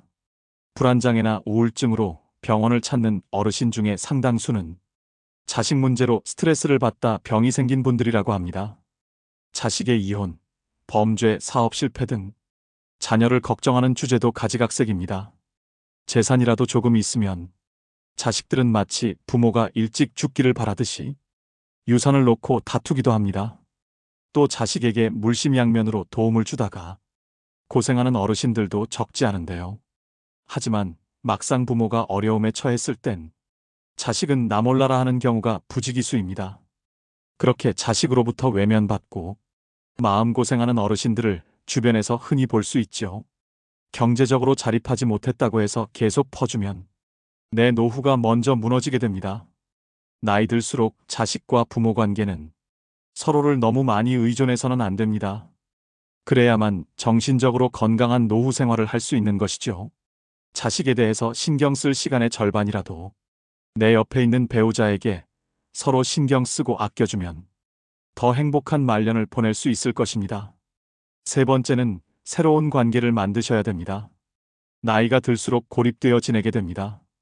알고 지내던 사람들도 하나둘씩 건강상의 이유로 밖에 나가지 못하게 되는데요. 개 중에는 안타까운 병이나 사고로 죽어가는 이도 있습니다. 사회적 고립과 우울증을 예방하기 위해 지속적으로 사회활동을 하고 마음 맞는 사람들과 꾸준히 만나면서 소통하는 것이 중요합니다. 여러분은 나이 들수록 제일 두려운 게 무엇인가요? 아마 대부분의 분들이 치매가 걱정된다고 말씀하실 텐데요. 우울증은 치매의 원인 중 하나라고 합니다. 그만큼 노후의 정신 건강을 위해서는 외로움, 고립감을 극복하시는 게 가장 중요합니다. 친구를 사귀기 위해서는 사람들이 있는 장소에 가야 합니다. 기존의 인연을 이어가는 모임도 중요하지만 같은 취미를 가진 사람들이 모인 동호회나 봉사활동 같이 새로운 사람을 만날 수 있는 기회도 만드셔야 됩니다. 혼자 되는 것이 두려워 마음이 맞지 않는 사람과 계속 인연을 유지하시는 분들이 있습니다. 그런 점에서도 새로운 관계를 맺어 아프고 속상한 일이 있을 때 만나서 얘기할 리가 있어야 합니다. 네 번째는 나에게도 너그럽고 남에게도 너그러워야 합니다. 일생을 아주 단순하게 나누면 행운, 보통, 불운으로 3등분할 수 있을 것입니다. 하지만 삶이 그렇게 단순하지만은 않지요. 행운과 보통의 경계선에 위치한 일이 발생하는 경우 누구는 행운으로 받아들이고 누구는 보통으로 받아들입니다. 즉, 삶을 어떻게 대하느냐에 따라 달라집니다. 항상 내가 맞고 남은 틀려야 한다고 고집하는 이는 자신이 틀릴 때마다 화가 나서 싸울 것입니다. 나도 틀리고 남도 틀리다고 생각하는 사람은 매사에 부정적입니다. 남편도 마음에 안 들고 자식도 마음에 안 들고 직장도 마음에 안 들고 나라도 마음에 안 듭니다. 가장 마음 편하게 사는 사람은 나에게도 너그럽고 남에게도 너그러운 사람입니다. 세상에 대해서 기대하는 것이 하나도 없다는 것은 희망이 없다는 것인데요. 하지만 세상에 대해서 기대치가 너무 높으면 매사가 불행해집니다. 사람도 일도 돈도 내 기대를 채워주지 못합니다. 따라서 나에게도 만족하고 남에게도 만족하는 삶을 살아야 합니다. 마지막 다섯 번째는 현재에 집중해야 합니다. 옛날은 옛날이라고 생각을 하고 툭툭 털고 일어나야 합니다. 과거에 행복했다는 생각 때문에 현재가 불행하게 느껴져서는 안 됩니다. 과거의 트라우마로 인해 아직까지 불행에서 벗어나지 못해서는 안 됩니다. 미래에 대해서도 마찬가지입니다. 희망을 잃고 절망에 빠지면 현재도 불행해집니다. 장밋빛 미래에 현혹되면 현재를 대강대강 살면서 꿈을 쫓는다고 생각하기 쉽습니다.